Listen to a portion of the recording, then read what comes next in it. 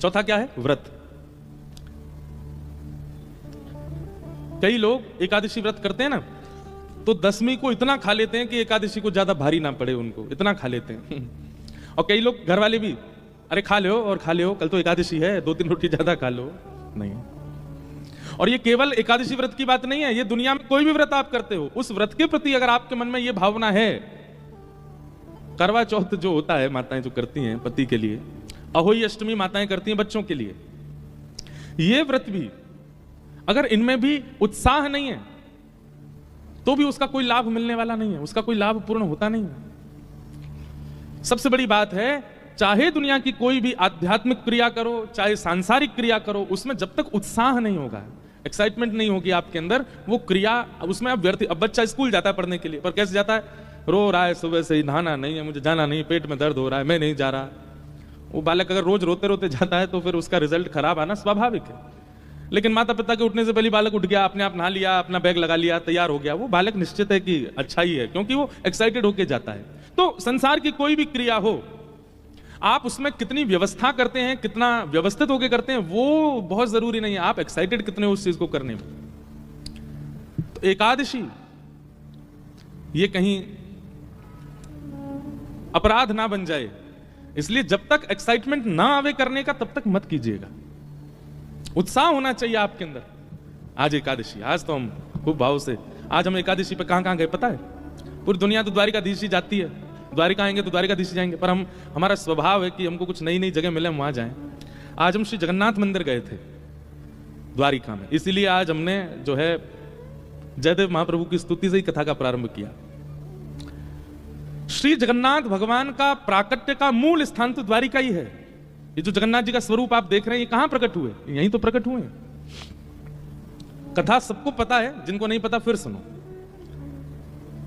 यहीं द्वारिका में भगवान की सब पटरानियां, उनकी एक इच्छा रहती है कि हमको कृष्ण लीला सुननी है, हमको मथुरा की लीला सुननी है, हमको वृंदावन की लीला सुननी है।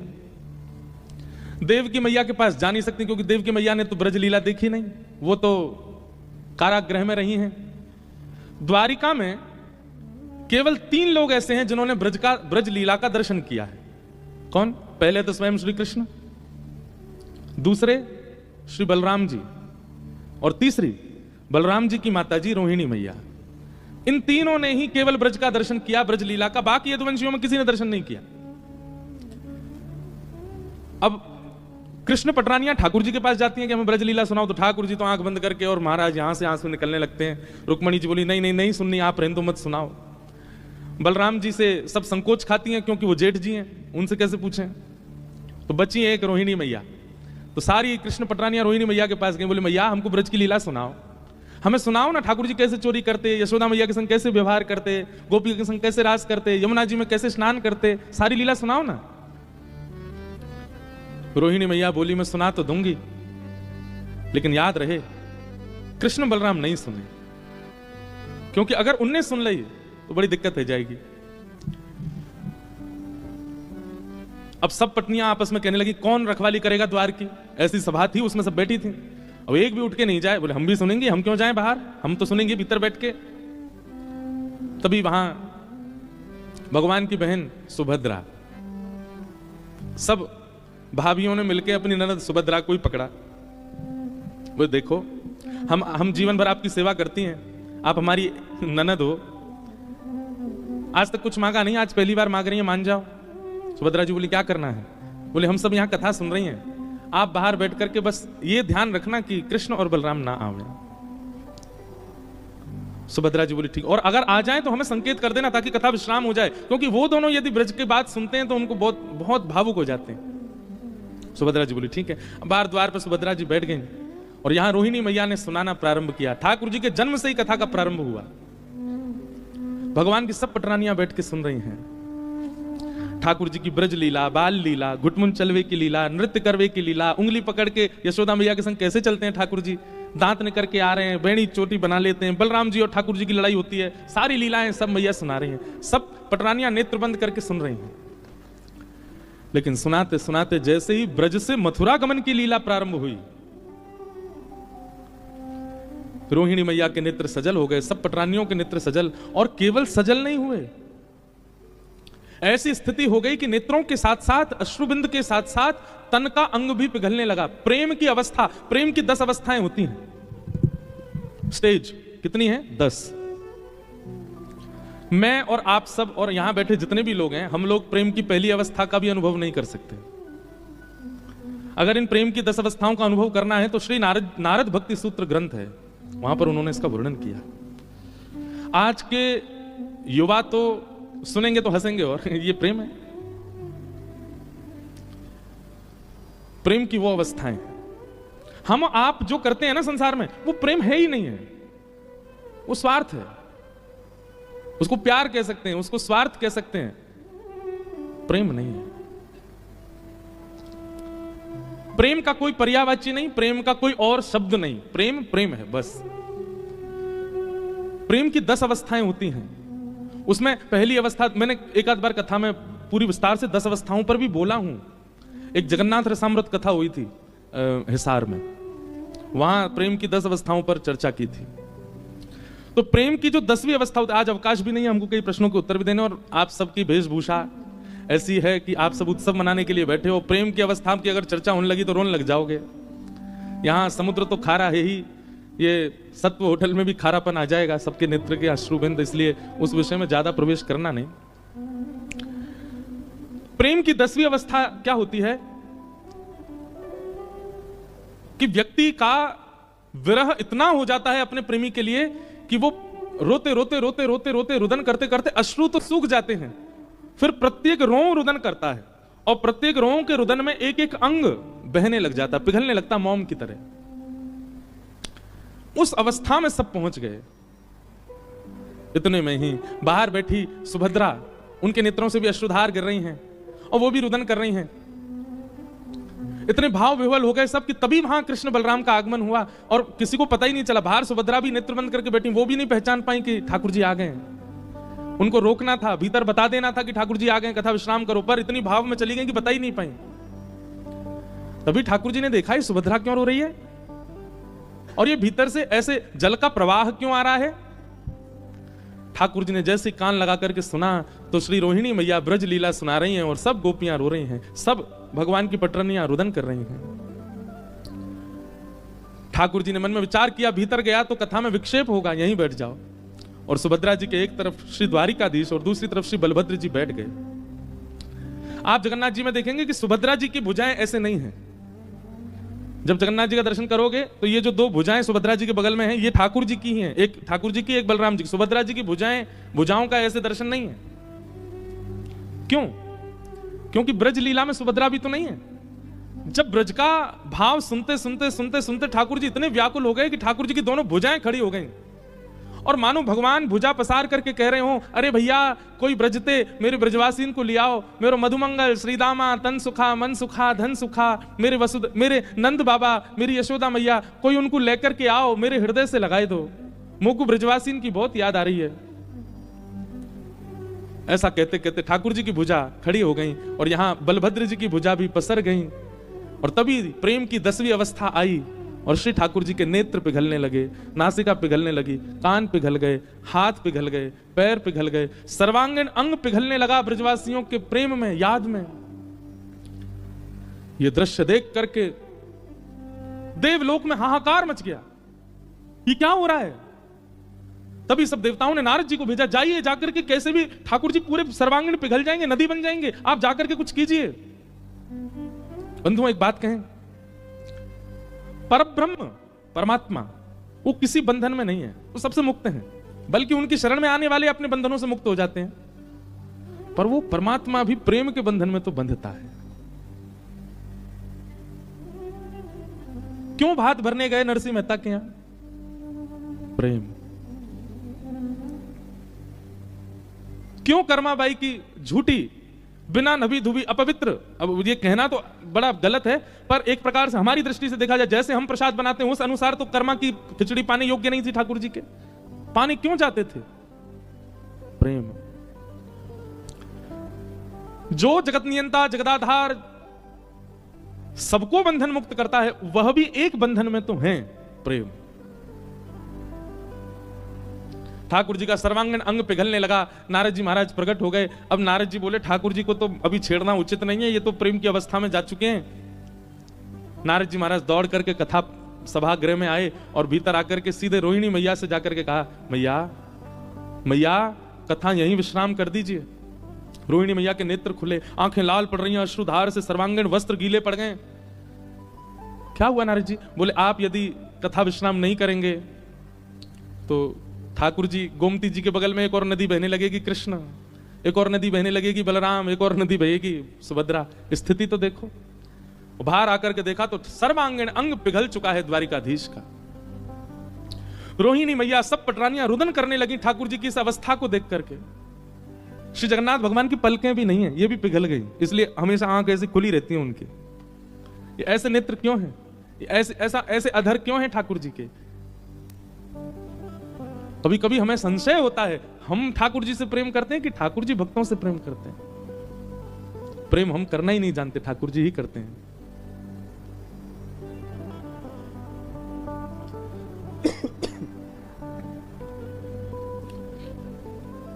सब लोग चरणों में वंदन करने लगे। रोहिणी मैया क्षमा मांगने लगी, अरे मेरे लाला जी मैंने कहा कर दियो, अरे मेरो ऐसी भावना नहीं मेरे अंदर कि मेरो लाला ऐसा है जाएगो। अंक में भरने लगी ठाकुर जी को, बलभद्र जी को, सुभद्रा जी को। जैसे तैसे ठाकुर जी जब ठीक हुए, नारद जी महाराज कहने लगे, भगवान ये कैसा स्वरूप बन गया आपका? ठाकुर जी बोले, वो चिंता मत करो, कुछ दिन की लीला अभी द्वारिका की बची है, हम पुनः वैसे ही हो जाएंगे, परंतु इस स्वरूप को आप ध्यान से देखिए। यही स्वरूप कलिकाल में लोगों को बताने के लिए व्यवस्थित किया जाएगा, ताकि लोगों को ये बता सके कि मैं ब्रजवासियों से कितना प्रेम करता हूं। मेरे भक्त परायण, मेरे परायण जो होते हैं उनके प्रति मेरा प्रेम कैसा है, उसके लिए नारद जी स्वरूप को संभालिएगा। एक राजा होंगे इंद्रद्युम्न नाम के, और वे मेरे स्वरूप की प्राप्ति के लिए खूब यत्न करेंगे, तब वे मेरा एक स्वरूप बनवाएंगे, और तब उस मूर्तिकार से यही स्वरूप प्रकट होगा, और यही जगन्नाथ कहकर के पूरे विश्व में प्रसिद्ध कहलाएगा। बोलो जगन्नाथ महाप्रभु की जय। ब्रजवासी वल्लभ सदा मेरे जीवन प्राण, इनको नाही बिसारी हूं मोहे नंद बाबा की याद। कितने प्रिय हैं ठाकुर जी को ब्रजवासी। ब्रजवासी का मतलब, अब आप लोगों में से ये भी सोच सकते हैं खुद ब्रजवासी ना, यही हमारे अपनी अपनी प्रशंसा कर रहे हैं। नहीं, ठाकुर जी से प्रेम करने वाला हर वैष्णव ब्रजवासी है, और उससे ठाकुर जी बहुत प्रीति करते हैं। तो वही स्वरूप द्वारिका में प्रकट हुआ, और उसी स्वरूप को श्री नारद जी महाराज ने श्री जगन्नाथ भेजा, और कलिकाल में इंद्रद्युम्न राजा के यहां भगवान श्री जगन्नाथ बनकर के प्रकट हुए। तो आज हम गए थे, अब संभवतः हमको कोई बताने वाले ऐसे विशेष तो थे नहीं, एक भैया हमको लेकर के गए द्वारिका के। पर वहां आप द्वारिका में एक चीज अनुभव करते हैं, जैसे ही आप जामनगर से द्वारिका के लिए आएंगे, उजड़ा उजड़ा सा दिखेगा चारों ओर, ना कोई खेती, ना कोई बाड़ी, ना कोई वृक्ष, ना कोई फल, ना कोई फूल, कुछ नहीं। दूर दूर तक आपको खाली मैदान, रेगिस्तान ऐसा दर्शन होगा। लेकिन ऐसे द्वारिका में आज पहली बार हमने एक अद्भुत स्थान, वो जहां जगन्नाथ जी विराज रहे हैं, उसका दर्शन किया। दूर है थोड़ा सा, यहां से नागेश्वर के मार्ग में है, और जिनमें बस हो वो खोज लेना, उनको एकांत में रहते, वहां भीड़ भी नहीं है ज्यादा। वहीं श्री जगन्नाथ मंदिर के सामने ही सरोवर है, और एकमात्र वो सरोवर है पूरे द्वारिका में जहां पर कमल खिलते हैं, वो कमल विराज रहे हैं। तो हमारे मन में तो जैसे मैं उतरा गाड़ी से, तो मेरे मन में तो ऐसा आया कि सरोवर नहीं है, निश्चित ही सब भगवान की पटरानियां, ठाकुर जी, बलराम जी, सुभद्रा जी जब कृष्ण विरह सुन के रोए होंगे, उन्हीं के अश्रुबिंद हैं, इसीलिए कमल खिल रहे हैं। बाकी पूरी द्वारिका में कहीं कमल नहीं खिलते, उसमें इतने अद्भुत अद्भुत कमल खिले हुए। भीतर श्री जगन्नाथ जी विराज रहे हैं। जगन्नाथ जी का मंदिर, वहां कोई पुजारी जी थे, वो बता रहे ये मुगलों ने भी लूटा और अंग्रेजों ने भी लूटा। जहां जहां स्वर्ण लगा था, वहां वहां अब स्वर्ण जैसा पेंट कर दिया है, और मंदिर बहुत प्राचीन है। उसको वो कैसे पता चला? क्योंकि उसकी जो दीवार थी वो कम से कम इतनी मोटी मोटी, ज्यादा बड़ा विस्तृत मंदिर नहीं है, पर बहुत शांति है वहां। अद्भुत वट वृक्ष हैं, उनके नीचे बैठ जाओ, 2-2 घंटा बैठे रहो। सामने सरोवर है, उसमें कमल खिले हुए हैं, बहुत सुंदर दर्शन। तो श्री जगन्नाथ जी का मूल प्रादुर्भाव स्थान आज हम देख के आए द्वारिका में। वहां गए, दर्शन करके आए। आज हमने एकादशी पर सुबह से द्वारिकाधीश के दर्शन नहीं किए, जगन्नाथ जी के किए। इसीलिए आज कथा प्रारंभ होती है, हमने जयदेव महाप्रभु की स्तुति गाई, क्योंकि जगन्नाथ जी को बहुत प्रिय है। श्री नाभा जी कहते हैं, ता सुनवे राधा रमण अवश्य पधारे। ये जयदेव महाप्रभु की स्तुति जो गाता है, ऐसा कहते हैं प्रारंभ से अंत तक वो व्यक्ति जितनी देर गाता है बस अनुभव करे, उस पूरे क्षण में एक क्षण के लिए ठाकुर जी जरूर उसके सामने आते हैं। चाहे वायु के रूप में आए, चाहे किसी कण के रूप में आए, ठाकुर जी आते जरूर हैं, बस वो अनुभव करे। इसलिए आप कोई भजन गाओ, कीर्तन गाओ, कुछ भी करो, खूब आप मन इधर उधर रखो, पर जब आप जयदेव महाप्रभु का गीत गोविंद गाओ तो बहुत अनुभव करते हुए बैठिए। कान, आंख, नाक, जीव, त्वचा सबको अनुभव युक्त करके बैठिए, निश्चित ही कोई अनुभव ठाकुर जी का आपको होगा। ये जयदेव महाप्रभु की स्तुति का प्रभाव है, ठाकुर जी निश्चित आते हैं। तो ऐसे जगन्नाथ जी के दर्शन हुए, फिर उसके बाद एक गौशाला गए, वहां गायों के दर्शन हुए, द्वारिकाधीश की गैयाओं के दर्शन करके अब आप सबके दर्शन कर रहे हैं। जगन्नाथ जी के दर्शन, गौ दर्शन, अब भक्त दर्शन, अब शाम को करेंगे द्वारिकाधीश के दर्शन। तो ऐसा आज का दिन व्यतीत हुआ। खूब सुंदर आज नंदोत्सव होना है। आप सब लोग बिल्कुल धैर्यवंत होकर के बैठिएगा, खूब आनंद आएगा। कुछ भाव आए हैं। एक तो हमने कल कहा वो नंद लाला ने माता यशोदा जी सामने, आज हमको कितने लोगों ने, एक कहां है, 2 3 कितने लोगों ने लिख करके दिया, और सुबह सुबह 4-5 और भी आ चुके हैं। आज इतने लोगों ने लिख के दे दिया है कि अब पर्याप्त है हमारे पास। गाएंगे, आज तो जन्मोत्सव है, आज नहीं गाएंगे, कल या परसों में गाएंगे पूरा। कुछ प्रश्न हैं, इनके उत्तर सुन लेते हैं। सबसे पहला एक प्रश्न है कि धाम में रहते हुए नाम जप, ध्यान और पूजा अर्चना करते हुए पूर्ण शुद्धता से धर्म का पालन तो करते ही हैं, परंतु धाम में रहकर परम धर्म की ओर कैसे बढ़ें? ये कोई निश्चित ही द्वारिका धाम निवासी का प्रश्न है। आपका यह प्रश्न है कि आप पूजा अर्चना आदि सब बिल्कुल शुद्धता से कर लेते हैं, पर परम धर्म की ओर कैसे बढ़ें? परम धर्म हमने पहले दिन बताया था, देह की शुद्धि की जो भी क्रिया होती है वो सब धर्म, पर आत्म कल्याण की भावना, आत्म कल्याण की स्थिति को परम धर्म कहते हैं।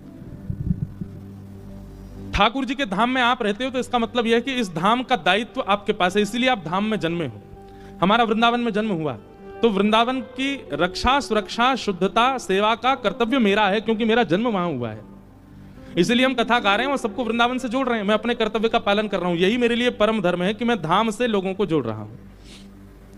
आप धाम में रहते हुए श्री ठाकुर जी ने जिन जिन नियमों का पालन किया उनका पालन करो। ठाकुर जी ने क्या पालन किया? धाम में राजा महाराजा आ जाएं, उनको बाद में पूछते थे ठाकुर जी। द्वारिकाधीश जी सुबह उठते ही सैनिकों से पूछते थे, हाँ भाई देर रात कोई संत तो नहीं आए, कोई महापुरुष तो नहीं आए, कोई महात्मा तो नहीं आए, कोई दूर तीर्थ के कोई पुरोहित तो नहीं आए, कोई वैष्णव तो नहीं आए? तो आपका भी यही कर्तव्य, धाम में रहते हुए निश्चित ध्यान रखिए कि अगर कोई वृंदावन से आवे, कोई अयोध्या से आवे, कोई तीर्थ से आवे, उस वैष्णव से मिलने जरूर जाइए और उसकी यथाउचित जो सेवा आपसे हो सके वो करो। पहला कर्तव्य।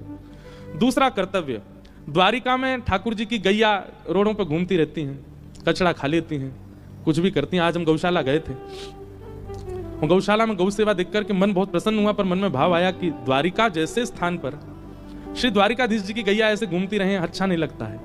तो यहाँ के धाम वासियों को ये कर्तव्य निष्ठा पालन करनी चाहिए कि कोई भी गाय द्वारिका में ऐसे ना रहे, उसको यथा उचित स्थान मिले और उसकी सेवा का प्रकल्प प्रारंभ हो।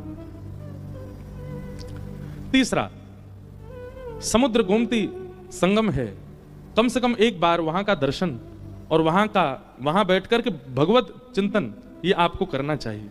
अब ऐसे कई भाव आते जाएंगे चित्त में, पर ये विशेष 3 भाव हैं, इनका आप पालन करो। द्वारिकाधीश दर्शन इसमें नहीं है। ठाकुर जी दर्शन देने के लिए धामवासियों के लिए नहीं बैठे, बाहर वालों के लिए बैठे। धामवासियों में तो स्वयं ही ठाकुर जी विराजमान है, इसलिए वो अवसर मिले तो करो, नहीं तो ये 3 क्रिया। फिर आपने एक प्रश्न किया कि बच्चों को सहज रहना कैसे सिखाएं? सहज समझते हैं? डाउन टू अर्थ, दीन। आजकल युवा सहज नहीं है, और उसके पीछे कारण क्या है? जरा सी उपलब्धि मिलने पर ही उनको अहंकार आने लग जाता है। और सबसे बड़ी बात है कि आज मन, बुद्धि, विचार, चिंतन सब कुछ ये कर्ण पिशाचिनी ने अपने पास धर रखे हैं। इनका नाम हमने क्या रखा है? कर्ण पिशाचिनी। कानों की पिशाचिनी है ये कर्ण पिशाचिनी भी है, ये नेत्र पिशाचिनी भी है, ये मन पिशाचिनी भी है, सब है। जब से ये आए हैं दुनिया में, और जब से जितने ज्यादा क्या बोलते हैं उसको बढ़िया होते जा रहे हैं, उतना ही ज्यादा व्यक्ति स्वाभाविक जीवन नहीं जी रहा है। सुबह उठते से रात्रि सोने तक व्यक्ति का बस इसके प्रति ध्यान ज्यादा है, और इसी कारण से बच्चे सहज नहीं बन पाते, सरल नहीं बन पा रहे। गलती से कोई महापुरुष घर में आ जाएं तो बच्चे ये भी नहीं जानते उनको प्रणाम कैसे करना चाहिए। एक हाथ से जय हो, एक हाथ से प्रणाम करने से हमारे शास्त्र कहते हैं कि जो बचे हुए पुण्य हैं वो भी खत्म हो जाते हैं। सदा दोनों हाथों से प्रणाम, और एक नया प्रणाम है वो यहीं छू लेते हैं, पेट पे ही, जांग पे ही, घुटने पे ही। ये प्रणाम का नियम नहीं है। प्रणाम में तन झुके ये आवश्यकता नहीं, पर मन झुकना चाहिए। पूर्ण रूपेण जिनके सामने आप हो भाव से प्रणम्य होना चाहिए। तो भैया आप दीन बनाने का एक ही है, सहज बनाने की एक ही उपाय है। जबरदस्ती करिए मत, अगर हो सके तो थोड़ा सत्संग में उनको लाना शुरू करो, शायद कोई एक शब्द उनके हृदय को परिवर्तित करे। फिर और भी कई भाव हैं। एक इन्होंने मुझे नरसिंह मेहता जी का भाव भी लिख के दिया है, बीच में मुझे अवसर मिलेगा तो मैं इनको भी स्पर्श करूंगा। आइए कथा में प्रवेश करें। आज कथा क्रम बहुत ज्यादा है, ठाकुर जी का जन्मोत्सव करना है, तो उस भाव में हम लोग अब चलते हैं। बोलो वृंदावन बिहारी लाल की। कल हमने श्रवण किया कि भागवत जी की रचना हुई। वेद व्यास जी ने भागवत की रचना किस भाव से की? कल हमने बताया था कथा में। वेद व्यास जी ने भागवत की रचना धर्म, अर्थ, काम और मोक्ष, इन चारों को प्रधान ना करते हुए प्रेम प्रधान। भागवत जी की रचना केवल इसलिए हुई है ताकि सुनने वाले के चित्त में प्रेम प्रकट हो सके, चाहे वो परिवार के प्रति हो, समाज के प्रति हो, ठाकुर के प्रति हो। प्रेम प्रादुर्भाव केवल भागवत श्रवण से ही हो सकता है। ये बात हम खुले मंच से कह रहे हैं। अगर आप भागवत जी का आश्रय लेते हैं आप प्रेमी बन जाओगे, और खूब कथा सुनने के बाद भी प्रेमी नहीं बने हैं तो आप जाके केवल समय व्यर्थ करके आए हैं, कथा नहीं सुन रहे हैं। कथा प्रेमी बनाती है। भागवत जी की रचना करके वेद व्यास जी महाराज ने अपने पुत्र सुखदेव जी को प्रदान की, और श्री सुखदेव जी ने यही कथा परीक्षित को सुनाई, और यहां सूक्ष्म महाभारत का प्रसंग प्रारंभ होता है कि यदा मृधे कौरव संजयानां वीरे स्वतो वीरगतिं गतेषु व्रकोदरा विद्गदा विमर्श भृगुनुरुदंडे धृतराष्ट्रपुत्रे। बहुत सावधानी से सुनिएगा। महाभारत एक ऐसा अद्भुत रत्न है हम भारतीयों के पास, जिसको हम अभी पहचान ही नहीं पाए। आप सब लोगों से एक प्रार्थना है, देखो प्राण जाने निश्चित है, हम सबके जाने वाले हैं, किसी दिन चले जाएंगे। उससे पहले एक बार महाभारत पढ़ जरूर लीजिए। देखना नहीं, सीरियल वाली महाभारत से काम नहीं चलेगा। सीरियल वाली, वो भी पुरानी वाली हो तो फिर भी ठीक है, मोटा मोटी बाहर की नॉलेज लेने के लिए वो ठीक है, पर हम कोई खंडन नहीं कर रहे हैं। नए नए जो महाभारत के प्रति एपिसोड्स आते हैं वो तो देखने लायक ही नहीं है। पूरी महाभारत भी देखी हो ना, उससे भी हम 2 प्रश्न कर लेंगे, बता नहीं पाएगा उत्तर। महाभारत कोई कथा नहीं है, महाभारत कोई चरित्र नहीं है, महाभारत कोई एक स्क्रिप्ट नहीं है। वेद व्यास जी कहते हैं यन्ने भारत तन्ने भारत। महाभारत में जो लिखा है वही पूरी दुनिया में घटता है, और महाभारत में जिसका उल्लेख नहीं किया है वेद व्यास जी ने, आप घनघोर कलिकाल तक भी प्रतीक्षा कर लीजिए, वो दृश्य आपको दिखेगा नहीं जो महाभारत में नहीं लिखा। मतलब आप जो कुछ भी देख रहे हो हर दिन, सब महाभारत में वर्णन है। चाहे व्यक्ति के स्वभाव से रिलेटेड हो, चाहे व्यक्ति की विचारधारा से रिलेटेड हो, चाहे राक्षसत्व से रिलेटेड हो, चाहे अच्छे व्यक्तित्व से रिलेटेड हो, सब कुछ महाभारत में वर्णन है। ऐसी महाभारत एक बार उसका दर्शन जरूर करना चाहिए, आद्योपांत। आप कुछ नहीं तो हिंदी अनुवादित ही ले आइए, 4-5 खंडों में आएगी, रोज पढ़िए महाभारत। और महाभारत में भी मैं कथा में कहा करता हूं, 3 लोगों के ऊपर विशेष फोकस कीजिएगा, और तीनों की नाम राशि एक ही है। पहले तो कृष्ण, दूसरे कर्ण, और तीसरी कुंती। तीनों पे आप इन तीनों के भाव देखने के बाद आश्चर्य करोगे अपने ऊपर कि हम किस बात से दुखी थे, हम किस चीज को लेकर के दुखी थे। भगवान ने बहुत बड़ी कृपा की कि ये सब हमारे साथ नहीं हुआ जो कुंती, कर्ण और कृष्ण ने देखा है।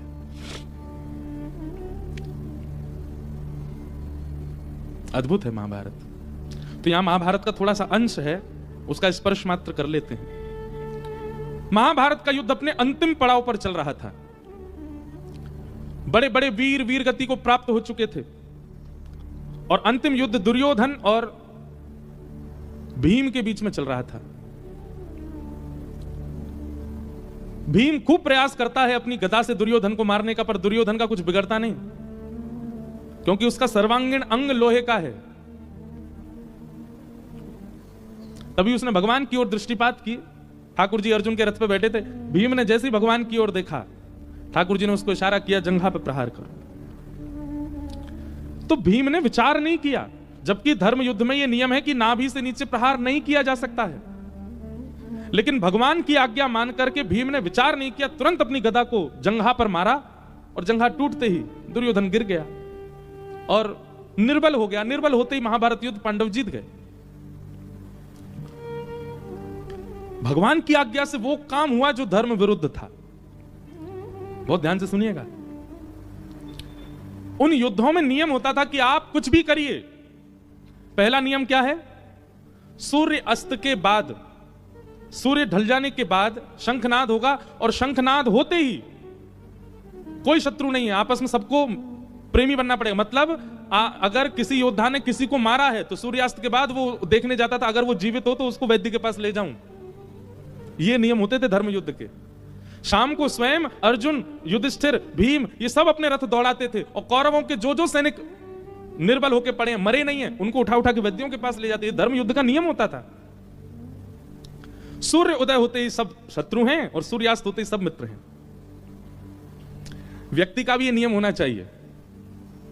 आप दिन भर में किसी से भी लड़ लिए, झगड़ लिए, कुछ भी हो गया हो, पर जैसे ही आपको पता चलता है सूर्यास्त हो गया, अब शाम हो गई, तो अब ये प्रतीक्षा मत कीजिए कि वो मुझसे बात करे या ठीक है उदासी रंग, नहीं, आप स्वयं उससे चर्चा करें। मतलब जब तक सूर्य उदय ना हो तब तक आप उससे प्रेम से, और हो सके तो रात में ही उस प्रॉब्लम को, आपकी लड़ाई झगड़ा जो भी था उसको समाप्त कर लीजिए। ये एक धार्मिक व्यक्ति का लक्षण है। वो किसी से बहुत लंबे समय तक लड़ाई झगड़ा उदासी रखता नहीं है। सीधी बात, वैष्णव विवादों में कभी नहीं रहता, वो तो संवाद में रहता है, विवाद में नहीं। विवाद में तो संसारी लोग रहते हैं, वो ढूंढते ही रहते हैं किससे कैसे लड़ूं। और वैष्णव का स्वभाव होता है कि मेरी सबसे सुलह रहे, किसी से मेरी बिगड़े ना। अगर महाभारत के सूत्र को कोई अपना ले, संसार कलयुग आ ही नहीं पाएगा, सतयुग प्रारंभ हो जाएगा। चाहे माता पिता का हो, चाहे बालकों का माता पिता से हो, माता पिता का बालकों से हो, पति पत्नी का हो, सूर्यास्त के बाद फिर लड़ाई नहीं होनी चाहिए। फिर आपको सुलह कर लेनी चाहिए, चाहे जैसे भी, चाहे आपको झुक के करनी पड़े, अपनी गलती मान के करनी पड़े, कर लो। ये महाभारत का नियम था कि शाम होते ही योद्धा ने जिसको मारा है वो स्वयं ही उसको ले जाता था चिकित्सा के लिए। महाभारत का यह नियम था कि नाभि से नीचे आप किसी को प्रहार कर ही नहीं सकते। कई नियम महाभारत में थे, परंतु आज एक उस नियम का उल्लंघन, और वो भी भीम ने किया, और वो भी भगवान की आज्ञा से किया। जंघा पर मारो इसकी। भीम ने विचार नहीं किया कि ये तो गलत है, भगवान आज्ञा कर रहे हैं, यही देखेंगे बाद में, मार दिया गदा। और जैसे ही दुर्योधन गिरा, और कौरव पक्षों में ज्यादा लोग तो थे नहीं विवाद करने के लिए, पर बलराम जी को यह बात पता चल गई, जंघा पर प्रहार किया गया। बलराम जी महाभारत युद्ध में नहीं थे, क्योंकि उनको यह था कि एक तरफ मेरा भाई है, दूसरी तरफ मेरा शिष्य है दुर्योधन, मैं किस तरफ जाऊं? एक तरफ भ्रातृ प्रेम और एक तरफ शिष्य प्रेम।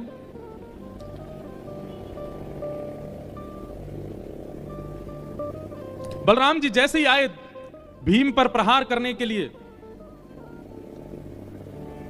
भगवान ने रोका।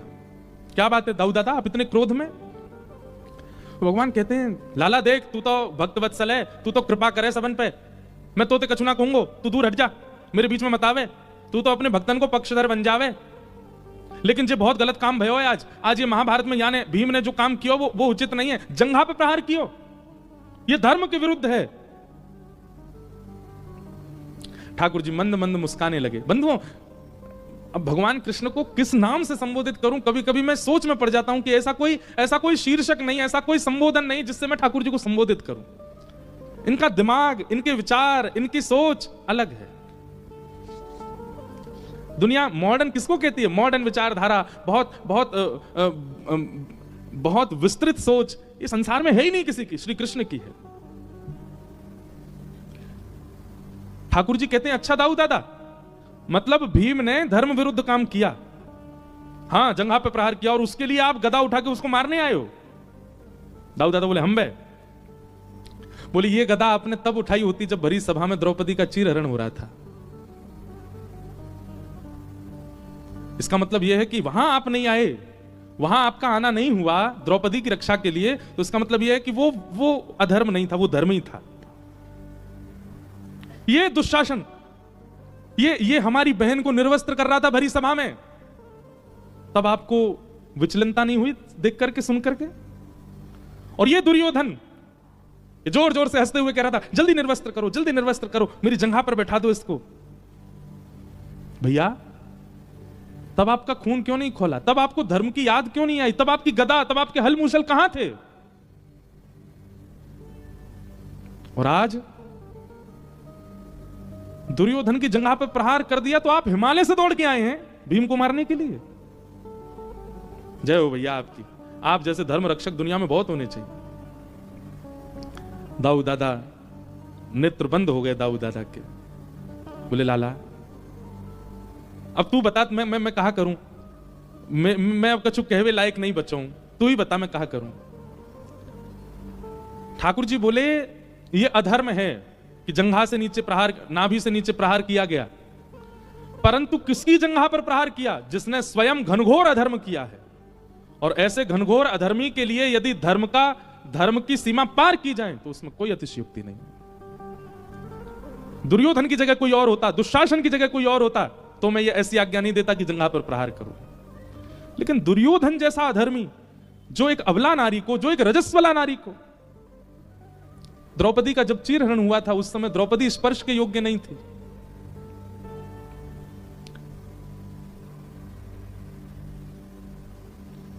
अपने 5 पतियों को देखती है, इस बात का गौरव होता था द्रौपदी को कि दुनिया के एक पति, मेरे 5 हैं, लेकिन 5 अपनी नजर नीचे करके बैठे हैं। द्रौपदी को मन में आया कि इतने बड़े बड़े सब यहां बैठे हैं, ये सब मुझे निर्वस्त्र नहीं होने देंगे, इनके घर की बहू हूं मैं।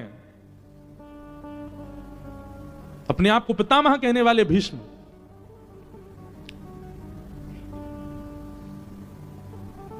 अगर वे आंख उठा देते तो दुशासन की हिम्मत नहीं थी कि भरी सभा में निर्वस्त्र कर देता द्रौपदी को, पर कुछ नहीं कहा उसने भी। अंत में भैया द्रौपदी ने अपना बल लगाया कि मैं क्षत्रिय नारी हूं, मुझे कोई निर्वस्त्र नहीं करेगा, पर इन राक्षसों के आगे उसका क्षत्रित्व भी नहीं टिक पाया, खींचते गए। तब मेरी बहन द्रौपदी ने अंत में, जब बिल्कुल वस्त्र, अब अंग पर वस्त्र खत्म ही होने वाला है, उस स्थिति में दोनों भुजा उठा करके द्रौपदी ने, हे कृष्ण द्वारिका वास क्वासी क्वासी महाभुज, अरे द्वारिकावासी श्री कृष्ण कहां हो आप?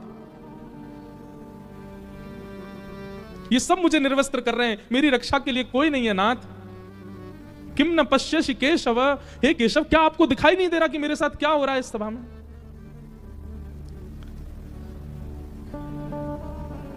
दुशासन की भुजा थकित भई, कहां अंतिम छोड़ खींचते ही निर्वस्त्र होने वाली थी द्रौपदी, उसी स्थिति में वशन रूप भय श्याम, द्वारिकाधीश दौड़ करके गए, वस्त्र बन गए, और खींचते खींचते थक गया दुशासन, निर्वस्त्र नहीं कर पाया।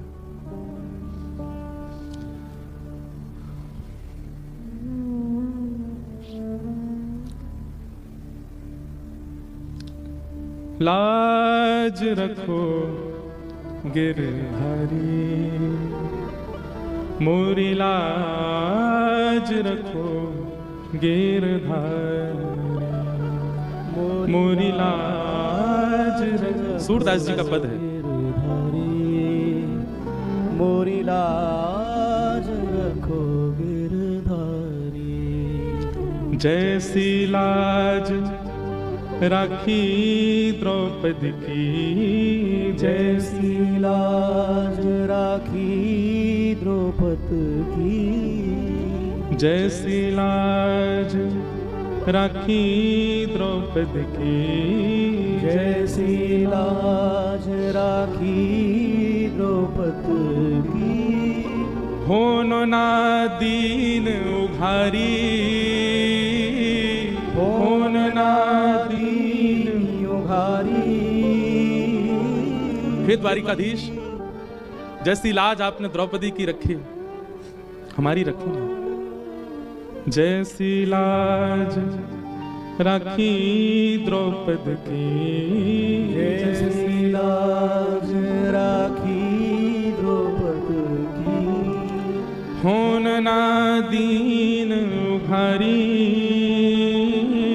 होन ना दीन उघारी। खेचत खेचत दो भुज थाके खेचत खेचत दो भुज थाके दुशासन पचहारी वहाँ चीर बढ़ायो मुरारी। मेरी लाज रखो गिरधारी मोरी लाज रखो गिरधारी।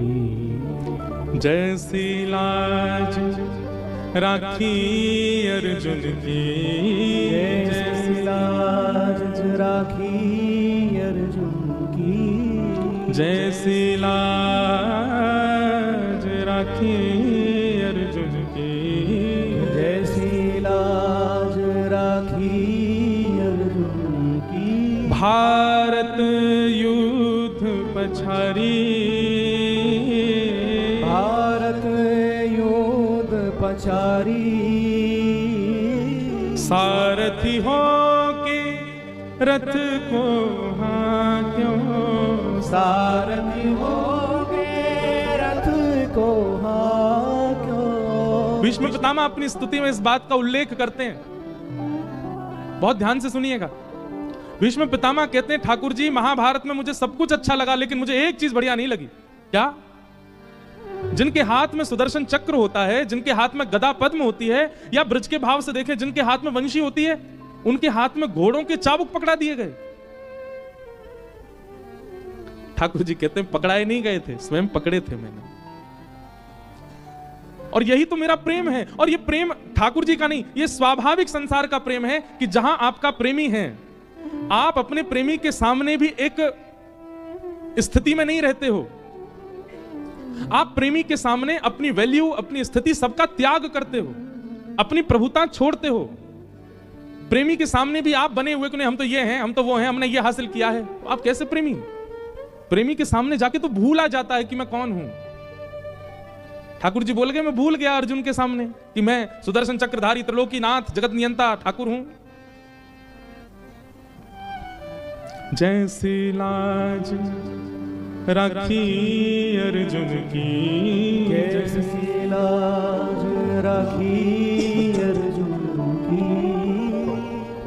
भारत युद्ध पछारी भारत युद्ध पछारी। सारथी हो के रथ को हाक्यों सारथी हो के रथ को हाक्यों। चक्र सुदर्शन धारी मुरी लाज रखो गिरधारी मोरी लाज रखो गिरधारी मोरी लाज रखो गिरधारी। भगवान ने आज बलराम जी से कह रहे हैं, बोले दाऊ दादा, अगर आप द्रौपदी के चीरहरण के समय इतने क्रोध में भर करके आए होते ना, और आकर के उस समय दुर्योधन, दुशासन इन सबको सबक सिखाया होता, तो महाभारत युद्ध ही नहीं होता। कई लोग कहते हैं क्रोध करना अच्छा है। देखो, क्रोध स्वभाव है, उसको कोई नहीं छोड़ सकता। हर मानव का स्वभाव है। कई स्वभाव ऐसे हैं वो मानव में हैं ही, पर कब करना चाहिए, कहां करना चाहिए, कैसे करना चाहिए, कितना करना चाहिए। जैसे अब सब्जी बनती है कहां? रसोई घर में। पतीला भी है, तेल भी है, राई भी है, नमक भी है, मिर्च भी है, मसाले भी हैं। डालना कितना है, सबका अनुपात जिसको पता होता है वही अच्छा कुक माना जाता है, अच्छा बावर्ची माना जाता है। ठीक वैसे ही हमारे अंदर हल्दी रूपी मोह भी है, हमारे अंदर मिर्च रूपी क्रोध भी है, हमारे अंदर नमक रूपी ईर्ष्या भी है, हमारे अंदर गरम मसाले रूपी, गरम मसाला किसको बोले, द्वेष भी है। पर जीवन रूपी सब्जी को बनाने के लिए कहां कितना कितना प्रयोग करना है ये हमें पता होना चाहिए, और ये सत्संग से ही समझ आता है। क्रोध बुरा नहीं होता, पर कहां कितना और कैसे करना है ये पता होना चाहिए, नहीं तो क्रोध सर्वनाश करता है। जितने भी अवगुण है संसार में, किसी से भी नाश नहीं होता अगर सत्संग के माध्यम से वो सारे अनुपात में आ रहे हो। कई बार गुरुजन भी क्रोध करते हैं, गुरुजनों के चित्त में भी मोह का दर्शन हो जाता है। कई बार श्रेष्ठ लोगों में भी उन अवगुणों का दर्शन हो जाता है जो अवगुण संसार में सामान्य व्यक्ति के अंदर होते हैं। अवगुण नाश कब करता है, जब सत्संग का छोंक उसमें ना लगा हो। नहीं तो सत्संग यदि है तो अवगुण भी कई बार भगवत प्राप्ति करा देता है। दाऊ दादा, आपका क्रोध प्रधान है कि आपको क्रोध बहुत जल्दी आता, पर उस समय क्यों नहीं आया जब द्रौपदी का चिरहरण हो रहा था? आज आ गया आपको, और आज आप धर्म की रक्षा की बात कर रहे हैं। दाऊ दादा ने हाथ जोड़े, बोले लाला मुझे क्षमा कर दे, मुझे तो गलती है गई। और ठाकुर जी महाभारत का युद्ध पांडवों को जिता के ले गए। अद्भुत है महाभारत की कथा। आगे फिर कथा आती है कि दुर्योधन तो हार गया, गिर गया, पर अभी भी जीतने की इच्छा उसके चित्त में थी। तो उसने अश्वत्थामा गुरुपुत्र को आज्ञा की कि जाओ सोते हुए पांडवों को मार दो, हमें कैसे भी जीत चाहिए। और अश्वत्थामा मारने के लिए गया तो भगवान पांचों को लेकर के कहीं और चले गए। अंधेरे के कारण द्रौपदी के 5 पुत्र मार दिए अश्वत्थामा ने। नियम का अतिक्रमण करना किसी वस्तु की प्राप्ति के लिए ये सदैव नाशकारी होता। आप यदि किसी नियम का अतिक्रमण करके किसी उपलब्धि को प्राप्त करने के लिए जा रहे हैं, बहुत दिन तक उपलब्धि आपके पास रह नहीं पाएगी। नियम का, व्यवस्था का अतिक्रमण, उसका उल्लंघन करके उपलब्धि प्राप्त करना, मिल तो जाएगी पर बहुत दिन तक आपको प्रसन्न नहीं रख पाएगी। इसलिए जो नियम, दायरे और बने हुए हैं व्यवस्था, उसमें ही रह करके जितना हो सके उस क्रिया का पालन करना चाहिए। उससे मिलने वाली उपलब्धि ज्यादा श्रेष्ठ है, श्रेयस्कर है। अश्वत्थामा ने नियम का उल्लंघन किया। जहां सूर्यास्त होते ही, शत्रु भी मित्र के जैसे होते हैं, वहां सूर्यास्त होते ही वो फिर भी तलवार लेकर के गया पांचों पांडवों को मारने के लिए। भगवान पांचों को लेकर कहीं और चले गए थे। सोते हुए 5 पुत्र द्रौपदी के थे, उनको मार दिया। प्रातःकाल होते ही जैसे ही रक्त की धार बह चली, द्रौपदी ने देखा, रोने लगी द्रुपद सुता, उसके पुत्रों को मार दिया। महाभारत में पहले कर्ण का प्रसंग पढ़िएगा, फिर कुंती का प्रसंग पढ़िएगा, फिर कृष्ण का प्रसंग पढ़िएगा, और जब इन तीनों की पूर्णता हो जाए ना, तब द्रौपदी का प्रसंग पढ़िएगा। एक से एक अद्भुत महाभारत के ये सब पात्र हैं जो आपके जीवन को एक राह दिखाने लायक है। हम ना जाने क्या क्या पढ़ने लगे हैं आजकल बच्चे, कुछ भी पढ़ते हैं। पढ़ना है तो इनको पढ़िए, इनसे सीखिए। द्रौपदी, द्रौपदी का दूसरा नाम क्या है? कृष्णा। क्या नाम है? कृष्णा। भगवान ने अपना नाम द्रौपदी को दिया है।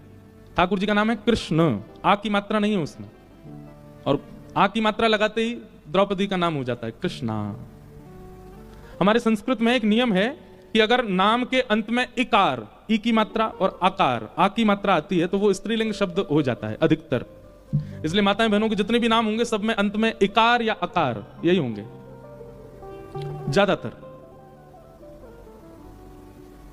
तो कृष्णा जब आप कहते हैं तो वो स्त्रीलिंग हो जाता है। मैंने इस बात को कई बार कथाओं में भी कहा है कि महामंत्र का जाप हरे कृष्णा कृष्णा कृष्णा हरे हरे, हरे राम राम राम हरे हरे। अगर आप हरे कृष्णा कृष्णा बोलते हैं तो मुक्ति तो आपको मिल जाएगी, लेकिन वैकुंठ के द्वार पर द्रौपदी आपका स्वागत करेगी। आइए आइए आइए आइए, आपने मेरा बहुत भजन किया। आप कहोगे हमने तो ठाकुर जी का किया था। द्रौपदी कही कृष्णा नाम तो मेरा है, ठाकुर जी का नाम तो कृष्ण है। अब रही बात महामंत्र में, कई लोग हमारे इस्कॉन के भी और गौड़िया वैष्णव लोग वो आकार ही बोलते हैं। उसके पीछे कारण यह है कि गौड़ियाओं में जो पूर्वाचार्य हुए वो अधिकतर बंगाल के हुए, और बंगाल में आज भी राम नहीं बोलेंगे, रामो कृष्ण। वहां पर बंगला भाषा में एक स्वर पीछे आकार का रहता ही है, इसलिए उन पूर्वाचार्यों की सुनते सुनते सुनते सुनते वो हरे कृष्णा ऐसे बोलने लगे। उसमें कोई दोष नहीं है, वो कोई मंत्र गलत नहीं होता है, पर अब पता चल गया है तो फिर हरे कृष्ण ही बोलो, हरे कृष्णा नहीं। हरे कृष्ण कृष्ण कृष्ण हरे हरे, हरे राम राम राम हरे हरे। द्रौपदी का नाम कृष्णा क्यों पड़ा? तो प्रसंग आता है, जैसे ही 5 बालकों की मृत्यु हुई द्रौपदी की, देख करके द्रौपदी रोने लगी। अर्जुन प्रतिज्ञा लेने लगा, मैं द्रौपदी तुम रो मत, तुम्हारे बालकों के हत्यारे को जीवित नहीं छोड़ूंगा। भगवान ने अर्जुन का हाथ पकड़ा, अर्जुन क्रोध में निर्णय मत लो, पहले सोचो विचार करो, थोड़ी देर शांत रहो। जब भी क्रोध आए, 2 बातें हमारी मान लीजिए। जब भी क्रोध आए, एक तो इसको बंद रखिए मुंह, और दूसरे हाथ पैर बिल्कुल बांध लीजिए।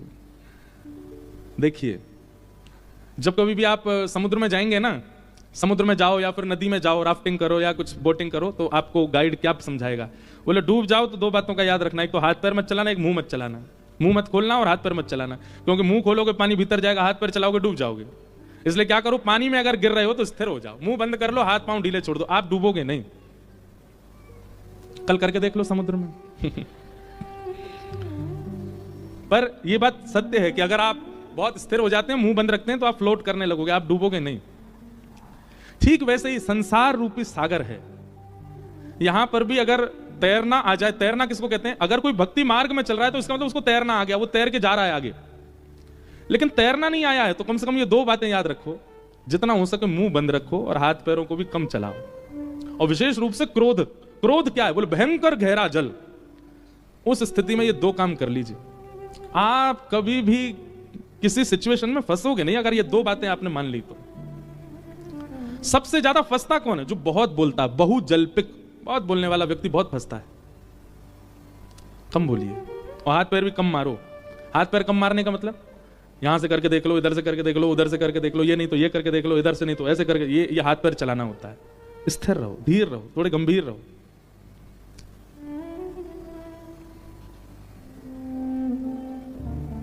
भगवान ने अर्जुन का हाथ पकड़ा, अर्जुन क्रोध में बोलो नहीं। अर्जुन ने भगवान का हाथ छिड़क दिया, बोले आप हतो केशव, 5 बालकों को मार दिया द्रौपदी के, और आप कह रहे मैं शांत रहूं? मैं प्रतिज्ञा लेता हूं, जिसने भी मारा है मैं उसको जीवित नहीं छोड़ूंगा। ठाकुर जी बोले कोई बात नहीं, अब तुम यही करना जो तुमने कहा है, जिसने भी मारा उसको जीवित मत छोड़ना। और निकल पड़े ढूंढने किसने किया ये कृत्य, और खोजबीन करके पता चल गया कि अश्वत्थामा, द्रोण पुत्र अश्वत्थामा ने किया है। अश्वत्थामा के हाथ बांध दिए, पैर बांध दिए, उसको लेकर के आए, भरी सभा के बीच में उसको बैठा दिया। द्रौपदी से कहा देख लो अपने बालकों के हत्यारे को, और तुम आज्ञा करो, जैसे कहोगे वैसे मारूंगा इसको। तो भागवत जी में वर्णन आता है कि तथा हतम पशुवत् पाशबद्ध मवांग मुखम काम जुगुप्सितेन निरीक्ष कृष्णापकृतं गुरुसुतं वामस्वभावा कृपयाननाम च। हाथ बंधे हैं, पैर बंधे हैं, मुख बंधा है, और घसीट के लाया गया तो सारा अंग उसका छिला है। ये देख करके 5 बालकों की मां जिनकी हत्या हो गई थी, उन मृतक बालकों की मां द्रौपदी के चित्त में करुणा आ गई, दया आ गई। ये नहीं हो सकता, हमारे बालक को कोई पीट के चला गया और उसको देख के हमको दया आवे, ये नहीं हो सकता। यहां तो जान से मार दिए 5 बालक, और उस हत्यारे को देख करके द्रौपदी के चित्त में दया आ गई। जैसे ही दया प्रकट हुई द्रौपदी के, नेत्र सजल हुए, भगवान ने तुरंत नामकरण कर दिया द्रौपदी का। बोले ये द्रौपदी नहीं, ये कृष्णा है, मैं कृष्ण और मेरी बहन कृष्णा। अवगुण नहीं देखा इसने उसका दोष प्रधान नहीं रखा। दोष प्रधान रखती तो क्रोध करती, पर नहीं, ये करुणा कर रही है, ये दया कर रही है। लिख लीजिए, ठाकुर जी को सबसे प्रिय गुण यदि किसी व्यक्ति का है तो वो है दया, करुणा। बहुत प्रिय ठाकुर जी, क्योंकि वो स्वयं करुणावान है, स्वयं दया निधान है। और किसी व्यक्ति में भी यह गुण होता है तो ठाकुर जी उसको हृदय से लगाने को घूमते हैं, बोले वाह मेरे जैसा है, दया करुणा। द्रौपदी ने अर्जुन को कहा इसको मत मारो। अर्जुन ने कहा क्यों ना मारूं? बोले ये गुरुपुत्र है हमारा, जिन गुरु ने आपको धनुष उठाना सिखाया, बाण चलाना सिखाया, उन द्रोणाचार्य का पुत्र है ये, और गुरुपुत्र गुरु समान होता है, इसको मत मारो। दूसरी बात, ये ब्राह्मण है, हम क्षत्रिय हैं, इसलिए इसको मत मारो। तीसरी बात, इनकी माताजी पहले ही विधवा हो चुकी हैं, उनके पति नहीं है, और ये इकलौता पुत्र है उनका, इसको मारने से इनकी माताजी बिल्कुल अकेली पड़ जाएंगी, इसलिए इसको मत मारो। पांचवी बात, पुत्र की मृत्यु का विरह वेदना मां को कितनी होती है ये मैं जानती हूं अर्जुन, मेरे पुत्र मरे हैं, और पुत्र के मरने पर मां को ऐसा लगता है जैसे मानो 1000 बिच्छू एक साथ डस रहे हों। मैं नहीं चाहती जो पीड़ा मुझे हो रही है वो किसी और मां को भी हो, इसलिए इसको मत मारो। और अंतिम बात, यदि इसको मारने से मेरे 5 पुत्र जीवित हो जाएं तो इसको मारो, नहीं तो मत मारो। ये बात सुन के सब तो स्तब्ध हो गए, पर दूर खड़े द्वारिकाधीश ताली बजाने लगे, वाह द्रौपदी वाह।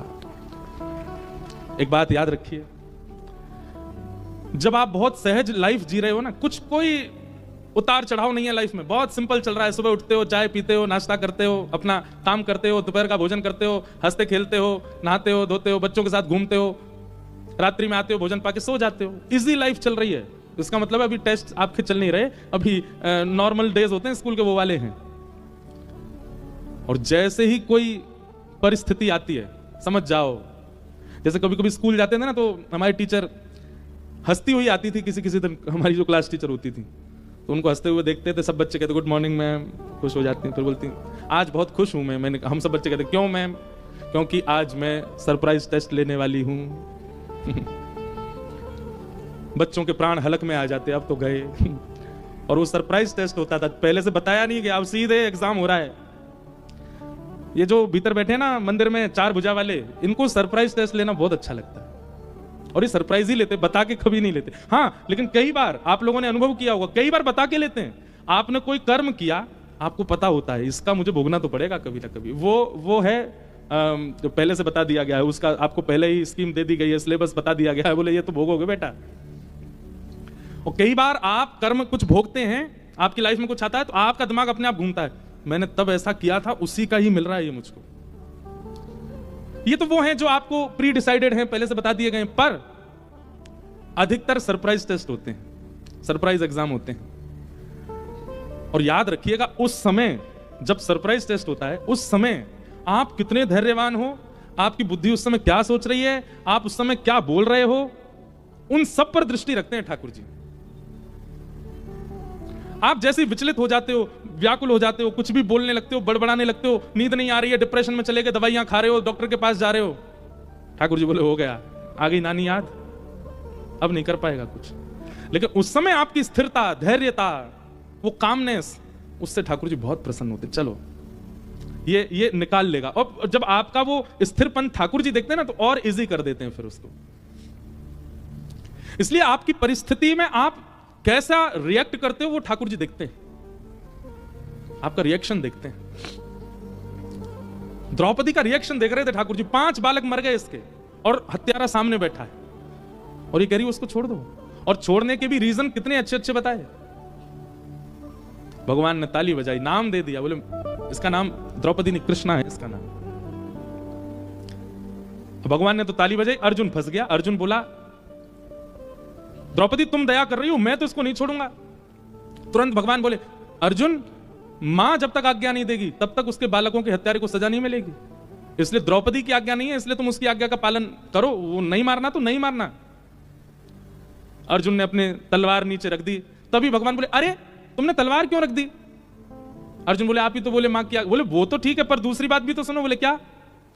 तुमने तो प्रतिज्ञा ली थी कि बालकों के हत्यारा जो भी होगा उसको जीवित नहीं छोड़ोगे, और क्षत्रिय यदि प्रतिज्ञा का पालन ना करे तो उसको 2000 वर्ष के लिए प्रेत बनना पड़ता है। अपनी प्रतिज्ञा तोड़ोगे? मैंने तुम्हारा हाथ पकड़ा था कि क्रोध में मत कहो, तुमने मेरा हाथ छटका दिया, तब बोल रहे थे कि बालकों के हत्यारे को जीवित नहीं छोड़ो, अपनी प्रतिज्ञा पूरी करो। अर्जुन ने तलवार उठाई बोले हाँ प्रतिज्ञा तो पूरी करूंगा। तुरंत भगवान बोले अच्छा अर्जुन एक बार बड़े भैया से आज्ञा लो, बड़े भैया सामने खड़े, तुम अपना काम करो, बड़े भैया से तो पूछो। हाँ युधिष्ठिर जी आप बताइए आप क्या कहना चाहते हैं। युधिष्ठिर जी बोले मैं द्रौपदी के पक्ष में हूं, इसको नहीं मारना चाहिए। भगवान बोले बड़े भैया की बात मानो अर्जुन।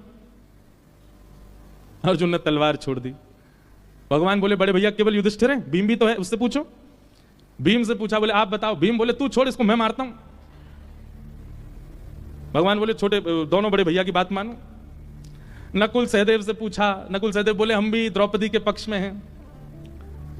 भगवान की आज्ञा ना मानने का यह फल मिलता है। ठाकुर जी ऐसा घूम घुमा करके पहेली में फंसाते हैं। फिर अंत तो गत्वा अब ये स्थिति हो गई है, मारो मत मारो, मारो मत मारो, मारो मत मारो।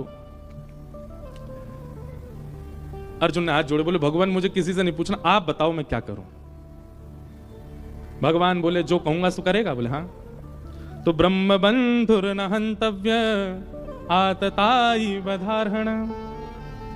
ब्राह्मण कैसा भी क्यों ना हो अर्जुन, ब्राह्मण कैसा भी क्यों ना हो उसको मारना नहीं चाहिए। हमारे शास्त्रों में दो लोगों के लिए आज्ञा दी गई, बहुत ध्यान से सुनिएगा। एक तो ब्राह्मण और दूसरा माताएं, इनके लिए आज्ञा की गई है। इनको मृत्यु दंड नहीं दिया जा सकता, चाहे कुछ कर लो। हाँ स्वयं ठाकुर जी दे सकते हैं, बाकी मानवों में विधान नहीं है। चाहे अपराध कितना बड़ा हो, इनको मृत्यु दंड नहीं है। तो भगवान कहते हैं ब्रह्म बंधुर न हंतव्य, ब्राह्मण कैसा भी क्यों ना हो उसको मारना नहीं चाहिए। अश्वत्थामा ब्राह्मण है। और दूसरी बात ठाकुर जी कहते हैं बालकों का हत्यारा कोई भी क्यों ना हो उसको छोड़ना नहीं चाहिए। अर्जुन मैंने शास्त्र सम्मत बात कही है, बालकों का हत्यारा भी है ये और ब्राह्मण भी है। अब तुम सोचो क्या करना है। अर्जुन बोला मुझे चक्कर आ रहे हैं, मैं पागल था आधा पहले, अब पूरा हो जाऊंगा। ये कैसा निर्णय है आपका, एक की मानो दूसरे की मानो, अपनी प्रतिज्ञा करो, ये करो वो करो। आपसे पूछा तो आपने और ज्यादा मेरे को असमंजस में डाल दिया। ठाकुर जी बोले क्रोध में निर्णय नहीं लेना है अर्जुन, नहीं तो ऐसे ही फंसोगे हमेशा। अब मैं क्या करूं मुझे ये बताइए। भगवान बोले कुछ नहीं, एकांत में बैठो विचार करो, इन सब का क्या उत्तर निकलता है फिर करो। अर्जुन ने विचार किया, अर्जुन को समझ आ गया मृत्यु दंड से भी बड़ा दंड देना है इसको, और मृत्यु दंड से भी बड़ा दंड है अपमान। किसी श्रेष्ठ व्यक्ति का, किसी नामी व्यक्ति का भरी सभा में अपमान होना, ये मृत्यु दंड से भी बड़ा दंड है। आधी मूंछ, आधी दाढ़ी, आधे केश मूड़ करके, उसका शिखा छेदन करके, और मणिम जहार मूर्धन्यम, हर ब्राह्मण के मस्तिष्क में एक मणि होती है, उस मणि को निकाल करके धक्के देके भगा दिया अश्वत्थामा को। अश्वत्थामा अपनी बदले की आग में जल रहा था। उसने तभी विचार किया इन पांडवों का वंश बढ़े ही ना, ऐसा कुछ कर जाऊं मैं। तभी उसने विचार किया कि अर्जुन का पुत्र अभिमन्यु जब मारा गया था महाभारत में, उसकी पत्नी गर्भवती थी, और उत्तरा के गर्भस्थ शिशु को मारने के लिए अश्वत्थामा ने ब्रह्मास्त्र छोड़ दिया। जैसे ही ब्रह्मास्त्र छोड़ा, अब यहां पांडवों में स्थिति क्या थी। भगवान सब पांडवों से बोले भैया देखो महाभारत युद्ध हो गया, सब काम हो गए, अब तुम लोग प्रेम से हस्तिनापुर संभालो, मैं वापस द्वारिका जा रहा हूं। जैसे ही भगवान द्वारिका जाने के लिए रथ में बैठे, उसी समय अश्वत्थामा ने ब्रह्मास्त्र छोड़ा उत्तरा के बालक को मारने के लिए, जो कि अभी गर्भ में है, 1 महीने का बालक है। उत्तरा को जैसे ही ब्रह्मास्त्र दिखा, किसी के पास नहीं गई, सीधे द्वारिकाधीश के श्री चरणों में दौड़ी है। हे नाथ पाहि पाहि महायोगिल देव देव जगतपते, नान्यम तद भयम पश्ये यत्र मृत्यु परस्परम।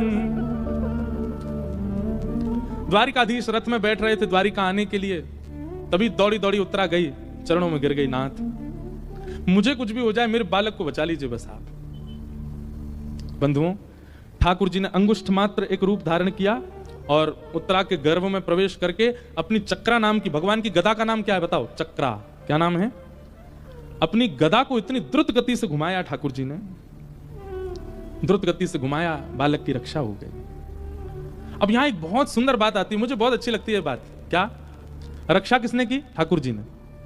जैसे ही ब्रह्मास्त्र आकाश में नष्ट हुआ, किसी को दिखा नहीं है कि ठाकुर जी गर्भ में गए, ठाकुर जी तो सामने खड़े थे, बस अंगुष्ठ मात्र वायु रूप धारण करके चले गए और जाके रक्षा की बालक की। जैसे ही आकाश में ब्रह्मास्त्र नष्ट हुआ, सब जय जयकार करने लगे, अरे हमारे द्वारिकाधीश की जय, बाल कृष्ण लाल की जय, नंद के लाला की जय। ठाकुर जी बोले ये सब कहा कर रहे हो? मेरी जय जयकार काहे को कर रहे हो? बोले आपने तो रक्षा करी। ठाकुर जी बोले मैं कहीं गयो ना, मैंने कछु कियो ना, तुम सबन के सामने खड़ा हूं, मैं तो हिलो भी ना अपने स्थान पे। अरे भैया, जब ब्रह्मास्त्र मैंने नष्ट नहीं कियो, उत्तरा ने अपने जीवन में इतना धर्म किया, इतना साधन कियो, इतना पातिव्रत धर्म को पालन कियो, इतने नियम व्रत संयम को पालन कियो कि उन सबन के पालन से ब्रह्मास्त्र स्पर्श नहीं कर पाए, आकाश में ही नष्ट है गयो। और वहां जितने लोग थे सब उत्तरा की प्रशंसा करने लगे, सब उत्तरा को वंदन करने लगे। जय हो उत्तरा, तुम्हारी कितना भजन, तुम्हारी कितनी साधना, कितना व्रत की तुमने ब्रह्मास्त्र नष्ट कर दिया। लेकिन दूर खड़ी कुंती मंद मंद मुस्कुरा रही थी। महाभारत बड़ा अद्भुत है। कुंती बोली ठाकुर जी आप बड़े विचित्र हुए हैं, सब काम स्वयं संभाल लेते हैं और फिर जय जयकार करवा देते हैं अपने वैष्णव की। मुझे लगता है कि मैंने कथा सुनाई और आप सुनकर के अपने संशयों से मुक्त हो गए, तो ये मेरी बहुत बड़ी मूर्खता है। आपके संशय का समाधान व्यक्ति नहीं कर सकता, उस व्यक्ति के चित्त में ठाकुर जी ही बैठ करके समाधिस्थ करवाते हैं, समाधान करवाते हैं। आपको लगता है आपने कथा करा ली? नहीं। ठाकुर जी, मैं अगर अभिमान करूं कि मेरा कंठ इतना बढ़िया, मैं इतनी बढ़िया कथा करी आदि, रात में भगवान यहां से दबा दें गला, ले बेटा अब कल की कथा करियो, हो पाएगी? आप सोचो आपने इतनी बढ़िया कथा करा ली, भगवान नहीं करे, ठाकुर जी ऐसा ही कुछ कर दें, कल कुछ हो ही नहीं पाए। फिर श्रीमद् भागवत में उद्धव से बात करते हुए भगवान इस बात को कहते हैं, नृदेह माध्यम सुलभम सुदुर्लभम प्लवम सुकल्पम गुरुकर्ण धारम मयानुकूलेन नभस्वतेरतम। किसी भी उपलब्धि को प्राप्त करने के बाद उद्धव अपनी सीधी भुजा उठाओ, क्योंकि सीधी भुजा भगवान का स्वरूप मानी जाती है। सीधी भुजा उठा करके अपनी कमर ऐसे थपथपाओ और तब नेत्र बंद करके विश्वास किया करो ठाकुर जी हैं इसलिए मैं कर पा रहा हूं। मेरी दृष्टि या ठाकुर जी का 1% भी किसी के प्रति यदि भाव नहीं होता ना, कुछ नहीं कर सकता। रावण दशानन है, ये भी राम जी की कृपा है रावण के ऊपर। रावण स्वर्ण की नगरी का राजा, ये भी राम जी की कृपा है। उसके पूर्व जन्म का कोई पुण्य है जो उसको भुगवाना है, लेकिन जैसे नष्ट हुआ उन्हीं राम जी के द्वारा मारा गया। इसलिए आप कभी भी कुछ भी अगर श्रेष्ठ कर रहे हैं तो ये भगवत कृपा है, आपका बल नहीं हो सकता। आप केवल उस कृपा को प्राप्त करने के लिए योग्य बनाते हैं स्वयं को, कृपा तो ठाकुर जी करते हैं। जल तो है, पर पीने के लिए ग्लास को ठोक पीट करके उसको आकृति दी जाती है, तब उसमें जल समाता है। आप परिश्रम करके, आप श्रेष्ठ बन करके स्वयं को योग्य बनाते हैं कि ठाकुर जी अब कृपा करो। योग्य तो बहुत होते हैं, पर कृपा सब पर नहीं होती, किसी किसी पे होती है। किसी पे इसी जन्म के फलों से होती है, किसी के पूर्व जन्म के कर्म से होती है, होती सब पर है। लेकिन ठाकुर जी का स्वभाव क्या? क्रेडिट्स कभी नहीं लेते, करवा करके आपकी जय जय हो जाएगी और ठाकुर जी मंद मंद मुस्कुराते रहते हैं, वाह बहुत बढ़िया, आनंद करो। करवाया ठाकुर जी नहीं। श्री जगन्नाथ जी के एक भक्त थे, उनका नाम था माधवदास। क्या नाम था? माधवदास। मैंने बहुत चरित्र कहा है उनका। माधवदास जी बड़े विद्वान थे, बहुत विद्वान थे। एक बार एक काशी का बहुत बड़ा विद्वान, वो दुनिया के सब विद्वानों को हराता हुआ काशी लौट करके आया, तो काशी में उसको किसी ने टोक दिया, बोले कि भाई तुम चाहे कितने विद्वानों को हरा दो, अगर जगन्नाथपुरी के माधवदास को तुमने नहीं हराया तो तुम विद्वान नहीं माने जाओगे। उन्होंने कहा मुझे क्या करना होगा? बोले जगन्नाथपुरी जाओ, माधवदास को हराओ और उनसे लिखवा करके लाओ कि तुम उनसे हारे हो, उनके हस्ताक्षर होंगे तब मानेंगे कि तुम विद्वान हो। लेकिन माधवदास भगवान के परम भक्त। एक बात और है कि दीन व्यक्ति, जब भगवत भक्त व्यक्ति होता है ना, वो कुछ भी कर ले, कितना भी श्रेष्ठ हो जाए, फिर भी दीन ही रहता है। अगर दीनता चित्त में नहीं है और आप श्रेष्ठता करते जा रहे हो, बहुत जल्दी गिरने की कागार पे आ जाओगे। इसलिए कितने भी श्रेष्ठ बनो, दीन बनना सीखो, क्योंकि दीनता एक आसन है आपके चित्त में। आप जितने दीन बनोगे उतनी जल्दी ठाकुर जी बैठेंगे। और अपनी श्रेष्ठताओं से उठते ही जा रहे हैं, उठते ही जा रहे हैं, दीनता चित्त में नहीं आ रही है। ठाकुर जी कहेंगे भैया मैं तो नेक्स्ट हूं, मुंह को बैठवे के काजे छोटे छोटे सिंहासन चाहिए, तू तो इतना ऊंचा है गो, कैसे बैठूं तेरे चित्त में? दीन बनो। और कोई व्यक्ति श्रेष्ठ होने के बाद भी दीन है, इसका मतलब है ठाकुर जी चित्त में हैं उसके। तो माधवदास जी विद्वान तो बहुत थे, लेकिन दीन थे, क्योंकि ठाकुर जी चित्त में है। तो वो विद्वान काशी से आया, जगन्नाथपुरी में ना दर्शन किए ना कुछ, सीधे माधवदास कहाँ है, माधवदास कहाँ है? तो किसी ने बताया ये है माधवदास। माधवदास जी के पास गया, मैं काशी से आया हूं, अब तक 100 विद्वानों को हरा चुका हूं, लेकिन काशी में मुझसे किसी ने कहा अगर आपको हरा दिया तो मैं विद्वान माना जाऊंगा, अब आपकी बारी है हारने की। माधवदास जी बोले अब शास्त्रार्थ वगैरह क्या करोगे, लाओ मैं लिख करके दे देता हूं कि मैं हार गया, तुम जीते, हस्ताक्षर कर देता हूं, जाओ सबको बोल दो कि तुम जीत गए। तो विद्वान खुश हो गया, अच्छा ये तो बहुत अच्छा है, पहली हार मान रहे हो, मेरा तेज देख के डर गए होंगे। माधवदास जी बोले हाँ वही हो गया, लाओ दिखाओ, हम लिख देते हैं। माधवदास जी ने लिखा, अमुक नाम का व्यक्ति काशी से आया था जगन्नाथपुरी, मुझसे शास्त्रार्थ किया, मैं इनसे हारा, ये मुझसे जीते, और नीचे अपने हस्ताक्षर कर दिए माधवदास। पत्र समेट के लीजिए, काशी में सबको दिखा दीजिएगा। और इतना ही नहीं, माधवदास जी बोले बैठो प्रसाद पाके जाओ, आपकी चरण वंदना करूं। और उस व्यक्ति को क्या लग रहा है, मेरा तेज देख के, मेरा प्रताप देख के, मेरा रूप देख करके पहले ही घबरा गए, पहले ही भाग गए। लेकिन ठाकुर जी को तो सब दिख रहा है। माधवदास जी लौट करके काशी आए और व्यक्ति को बोला इधर आओ, तुम क्या कह रहे थे, माधवदास को हराऊंगा तब विद्वान मानोगे? बोला हाँ, देखो मैं लिखवा के लाया उनसे, पढ़ो। उस व्यक्ति ने पढ़ा, ये अमुक नाम के विद्वान जगन्नाथपुरी आए थे, मुझसे शास्त्रार्थ में बुरी तरह हारे गए हैं, मैं जीता हूं और ये हार गए हैं। माधवदास जी ने उल्टा लिख दिया है। अब जैसे ही उन्होंने पढ़ा कि ए भाई इसमें तो लिखा माधवदास जीत गए, तुम हार गए। उसने कहा नहीं नहीं नहीं ऐसा नहीं है, दिखाओ दिखाओ दिखाओ। पत्र पढ़ा तो उसमें यही लिखा था कि माधवदास जीत गए और ये हार गए। बोले ये कैसे बदल गया, उसने तो मेरे सामने लिखा था कि वो हारा है मैं जीता हूं। काशी में सब लोग हंसी उड़ाने लगे। लेकिन वो विद्वान माना नहीं, बोले मैं फिर जाऊंगा। तो काशी के और विद्वानों ने सोचा अब कैसे पता चलेगा कि तुम जीते और वो हारे। बोले आप बताओ। बोले हम में से एक गुप्तचर जाएगा तुम्हारे साथ, और हम तुम्हारे साथ नहीं रहेंगे, हम जगन्नाथपुरी में ऐसे घूमते रहेंगे। अगर इस बीच में तुमने उनको हरा दिया तो उनके मुंह पे कालीत पोतना, उनके गले में चप्पलों की माला पहनाना, गधे पे बैठा के उनको घुमाना। अगर हमको ये दिख गया तो हम मानेंगे कि तुम जीते थे वो हारे। व्यक्ति ने कहा ठीक है। गए, माधवदास जी ने स्वागत, अरे भगवान आप फिर से आ गए, क्या बात है? बोले वो लोग मान नहीं रहे, तुम्हारा पर्चा उल्टा हो गया, तुमने लिखा तो था कि तुम हारे, पर उसमें निकल के आया कि तुम जीत गए मैं हार गया। माधवदास जी बोले ऐसा कैसे हो गया? बोले अब क्या करना है ये बताइए। बोले देखो, या तो मुझसे शास्त्रार्थ करके हार जाओ, और हारने के बाद जो भी हारेगा, चाहे मैं हारूं चाहे तुम हारो, गधे पे बैठना पड़ेगा, कालीत मुख पे पोतनी पड़ेगी, गले में चप्पल की माला पहन के जगन्नाथपुरी में घूमते हुए कहना पड़ेगा कि काशी के विद्वान से मैं हारा। अब तो ये होगा, मैं हारा तो मैं आपका नाम लूंगा, आप हारे तो आप मेरा नाम लेना, गधे पे बैठ के घूमना पड़ेगा। माधवदास जी बोले देखो शास्त्रार्थ क्या करना, आप गधा ले आओ, मुझे उस पर बिठा दो, कालीत पोत लो, चप्पल की माला पहना दो, मैं पूरे जगन्नाथपुरी में हल्ला करके कह दूंगा कि आप जीते मैं हारा। बोले देख लो। बोले आप गधे की व्यवस्था करके लाओ, मैं तब तक जगन्नाथ जी का दर्शन कर लूं। बोले हाँ कर लो। अब आप तो गए जगन्नाथ जी का दर्शन करने माधवदास जी, और ये यहाँ गधा लेके, चप्पलों की माला लेके और कालीत पूरी काजल लेकर के आके इकट्ठे करके द्वार पे खड़े थे जगन्नाथ मंदिर के। वे निकल के यहाँ तो उनको बैठाऊं। माधवदास जी तो अंदर दर्शन कर रहे थे जगन्नाथ जी का। जगन्नाथ जी ने माधवदास जी को ऐसा मंत्रमुग्ध कर दिया कि माधवदास जी तो वहीं भाव में चले गए, और माधवदास जी का रूप धारण करके जगन्नाथ जी आए बाहर। श्री जगन्नाथ भगवान आए और बाहर आकर के बोले हाँ जी विद्वान जी इधर आओ। बोले आइए आपको कालीत पोत दूं, माला पहनाऊं, बैठो गधे पे। बोले ये सब बाद में होगा, पहले शास्त्रार्थ करो। बोले आप तो मना कर रहे थे शास्त्रार्थ नहीं, नहीं नहीं अब हमारा मन बदल गया, जगन्नाथ जी को देखने के बाद अब मेरी इच्छा हो रही है कि तुमसे शास्त्रार्थ करूं मैं। भगवान से शास्त्रार्थ में कौन जीते?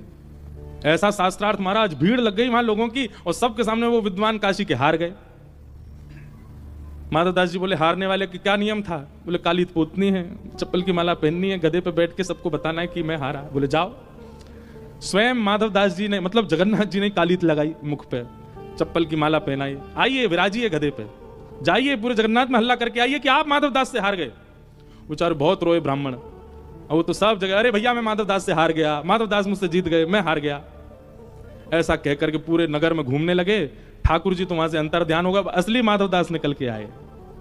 उनसे ऐसे ही बाहर आए, बाहर आकर के देखा भैया वो ब्राह्मण यहाँ खड़े थे, उनको माला पहनानी थी, हमको काली तू गधा लेके आए, कहाँ गए? बोले अरे आपने उनको ऐसा हराया, वो तो खुद बैठ के डोल रहे हैं पूरी जगन्नाथपुरी में। माधवदास जी दौड़े दौड़े गए तो देखा वो ब्राह्मण काली पोते सब जगह, माधवदास जीत गए मैं हार गया, मुझसे बहुत बड़ा अपराध। सामने से माधवदास जी आए, रोते हुए आए, चरणों में गिर गए, हे ब्राह्मण देवता क्या कर रहे हो, नीचे उतरो आप। ब्राह्मण बोले नहीं नहीं नहीं, आप दूर ही रहो मुझसे, आप बहुत मायावी हो, आप बोलते कुछ हो कुछ जाता है, आप, मैं हार गया, आप जीत गए। माधव दास जी ने सोचा ये कैसे हुआ, तुरंत दौड़ करके गए जगन्नाथ मंदिर में। जैसे भीतर प्रवेश किया तो ठाकुर जी ब्रह्मवेदी में ऐसे बैठे रहते, जगन्नाथ जी ऐसे झूम रहे थे और माधव दास को देख करके जोर जोर से मुस्कुरा रहे थे। माधव दास जी बोले आपने ऐसा क्यों किया, उसको इतनी पीड़ा दे दी, वो ब्राह्मण बेचारा, अरे मैं घूम लेता गधे पे, मुझे क्या दिक्कत, आपने क्यों किया ऐसा। ठाकुर जी बोले जैसे मानव अपने रत्न की रक्षा करता है, हीरा मिल जाए, पन्ना मिल जाए, कोई विशिष्ट रत्न मिल जाए, उसको बहुत संभाल के रखता है, ऐसे ही माधव जो मुझे भजने वाले होते हैं ना, वो मेरे लिए रत्न है, मैं उनकी रक्षा स्वयं करता हूं, उनको रत्नों की तरह रखता हूं। तुम तो बहुत दीन हो, तुम तो सब जगह अपने आप को गधे पे बैठा दोगे, ये पर मैं थोड़ी होते देखने दूंगा ऐसा, इसलिए तुम्हारे लिए मैं गया। तो दीनता, अगर किसी व्यक्ति में आपको लक्ष्मी का दर्शन हो रहा है, खूब पैसा वाला है, सुंदरता का दर्शन हो रहा है, खूब सुंदर है, खूब अच्छा शरीर है, खूब सब कुछ है उसके पास, लेकिन उसके अंदर दीनता नहीं है, आप लिख करके कह दीजिएगा कि इस पर भगवत कृपा नहीं, ये वैष्णव नहीं है, क्योंकि दीन नहीं है, इसके भीतर ठाकुर जी नहीं है और कुछ नहीं है और फिर भी दीन है, भगवत कृपा तो है। इसलिए आप जो भी श्रेष्ठताएं लेकर के बैठे हैं संसार की, हम आपसे प्रार्थना करेंगे दीन बनो।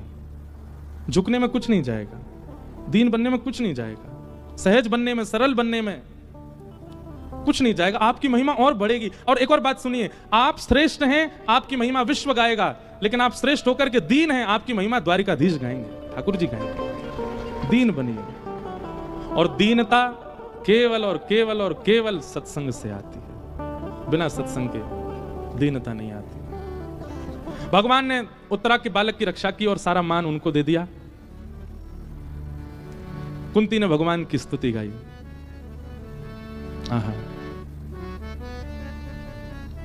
एक बहुत सुंदर भाव, बहुत समय से नहीं गाया मैंने कथाओं में, आज द्वारिकाधीश के चरणों में आया। मैंने अपनी कथाओं का प्रारंभ यहीं से किया, द्वारिका में ही किया। हम अपनी भागवत जी का गुरु जी मानते हैं द्वारिकाधीश को, ये हमारे गुरु जी हैं, इन्होंने ही हमको भागवत व्यासपीठ पर बैठाया, तो अपने गुरु जी की शरण में आए हैं, भाव से गाएंगे। सब लोग मेरे साथ गाओ। मेरा नाथ तू है, मेरा नाथ तू है, नहीं मैं अकेला, मेरे साथ तू है, मेरा नाथ तू है। गाओ भाव से, करताल बजा के नहीं मैं अकेला, मेरे साथ तू है, ओ मेरा नाथ तू है, मेरा नाथ तू है, नहीं मैं अकेला, मेरे साथ तू है, मेरा नाथ तू है, मेरा नाथ तू है, नहीं मैं अकेला, मेरे साथ तू है, मेरा नाथ तू। एक बार हम एक महात्मा की कथा सुन रहे थे, ध्यान से सुनना। वो अपनी कथा में एक बात बता रहे थे कि एक बार एक शिष्य ने गुरु से दीक्षा ली और दीक्षा में कहा, हे गुरु जी ऐसी कृपा करो कि अगले जन्म में भी आप ही मुझे गुरु मिलो, मैं आपका शिष्य बनूं। ठीक है, और ऐसी कृपा करना कि अगले जन्म में मुझे याद हो कि आप पूर्व जन्म में भी मेरे गुरु थे। तो ठीक है, अगले जन्म में फिर वही हुआ, वो गुरु बन के आए, उनका शिष्य आया, पर शिष्य के साथ एक गलती, एक कमी हो गई, क्या उसके दोनों हाथ नहीं थे। तो जब उसने गुरु दीक्षा ली तो उसको याद आ गया, बोले गुरुजी पूर्व जन्म में भी मैंने आपसे दीक्षा ली थी, आप मेरे गुरु थे और मैंने आपसे वरदान मांगा था सब बात, पर गुरुजी ये क्या हुआ, इस जन्म में मेरे दोनों हाथ नहीं है, जन्म से ही नहीं है। तो गुरुजी बोले तुम बेटा दीक्षा तो लिए थे हमसे, पर जब हम कथा सुनाते थे, कीर्तन करते थे, सब ताल बजाते, तुम ताली नहीं बजाते थे, इसलिए ठाकुर जी ने, वाह देखो कितने डर गए सब लोग। इसलिए भैया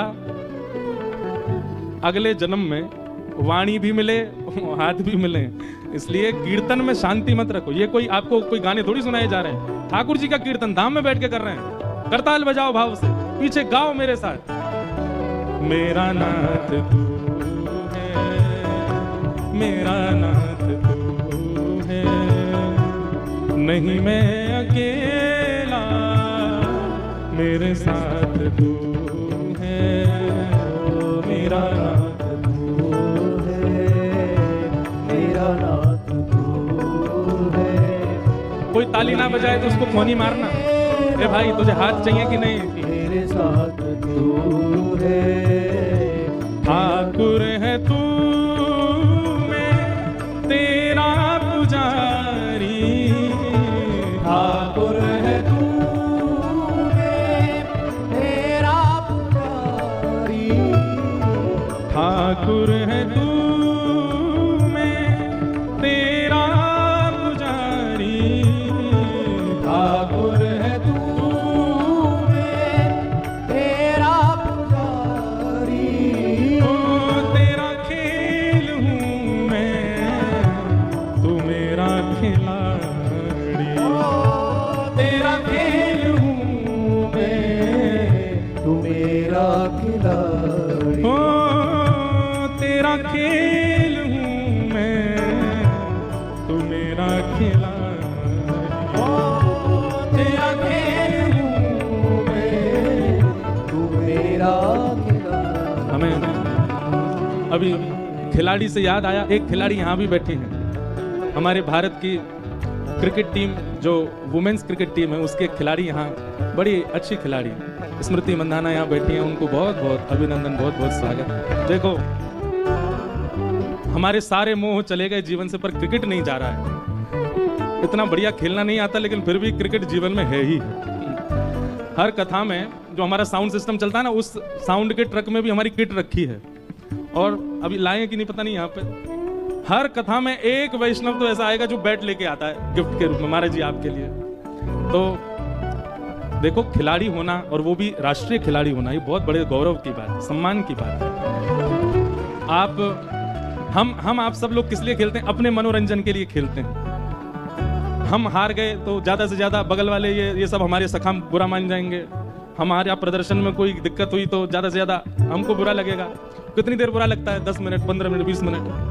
पर आपका प्रदर्शन तो पूरे देश के 125 करोड़ लोगों का नेतृत्व करता है, तो आपका बहुत बड़ा योगदान है। इसलिए आप आए, उसके लिए बहुत बहुत धन्यवाद। कथा में आप पधारे हैं। श्री द्वारिकाधीश ऐसी कृपा करें कि जब भी आप क्रिकेट खेलने जाओ तो श्री द्वारिकाधीश जी की चारों भुजाएं आपके अंदर आ जाएं और महाराज ले इतने छक्के पड़े, और आप सदा हमारे भारत को ऐसे विजयी बनाते रहो। व्यासपीठ से ऐसी भावना आपके लिए है। ये भी एक गौरव की बात है कि ठाकुर जी आपको एक राष्ट्र के लिए, राष्ट्र सेवा के लिए चुने। बहुत बड़ी सेवा है, और उसमें भी भाई लोग ही सेवा करते हैं ऐसा नहीं है।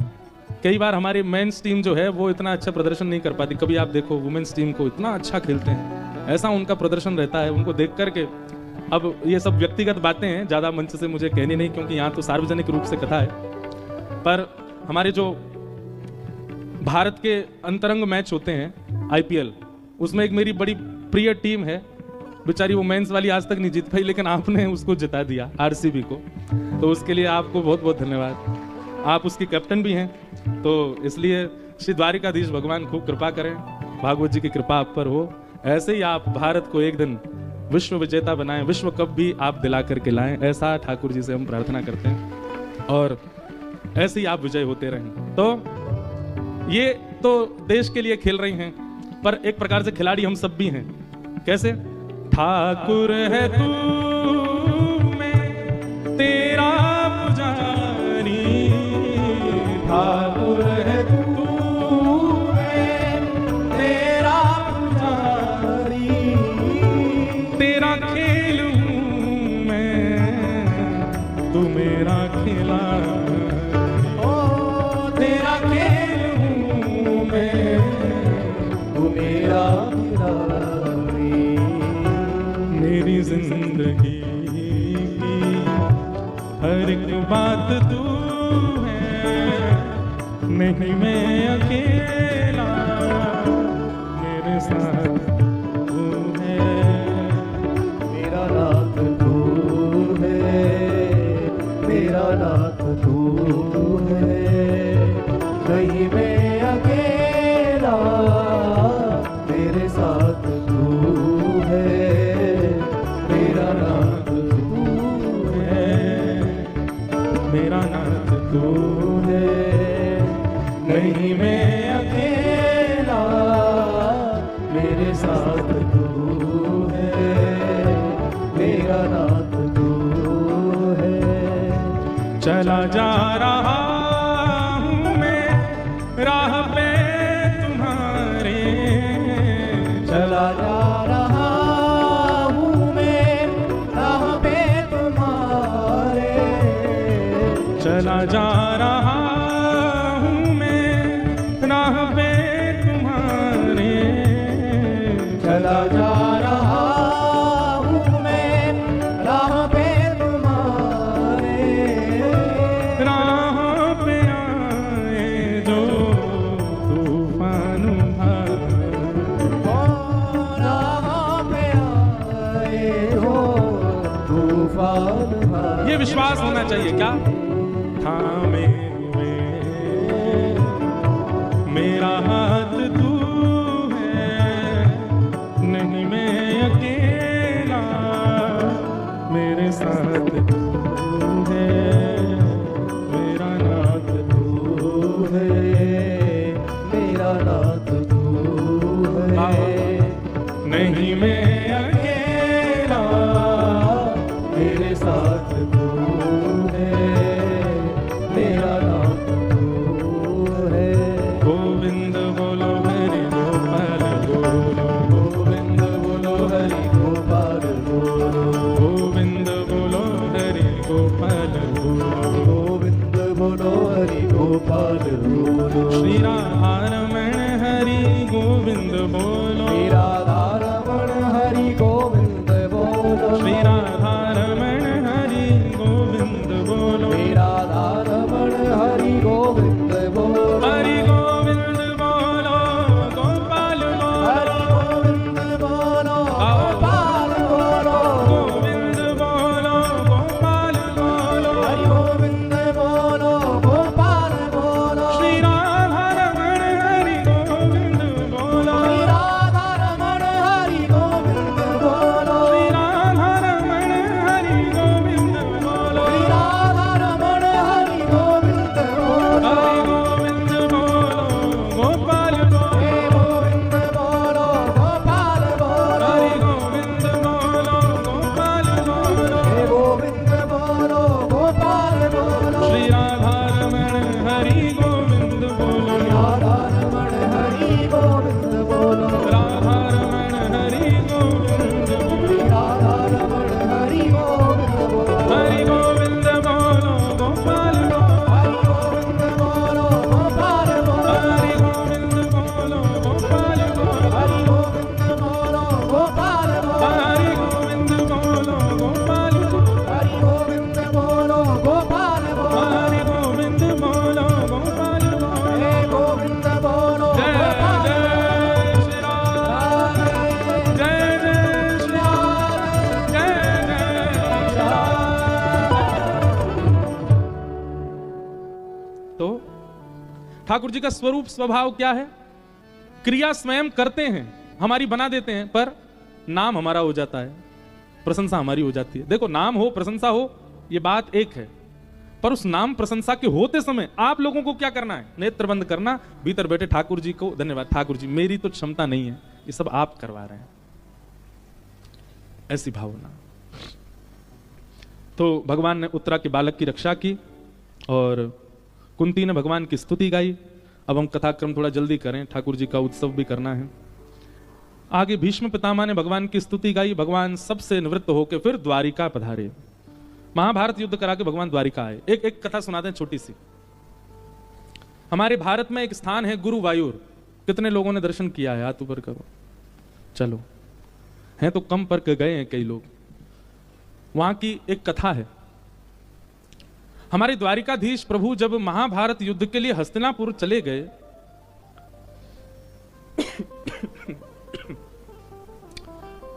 तो द्वारिका में एक महामारी आई।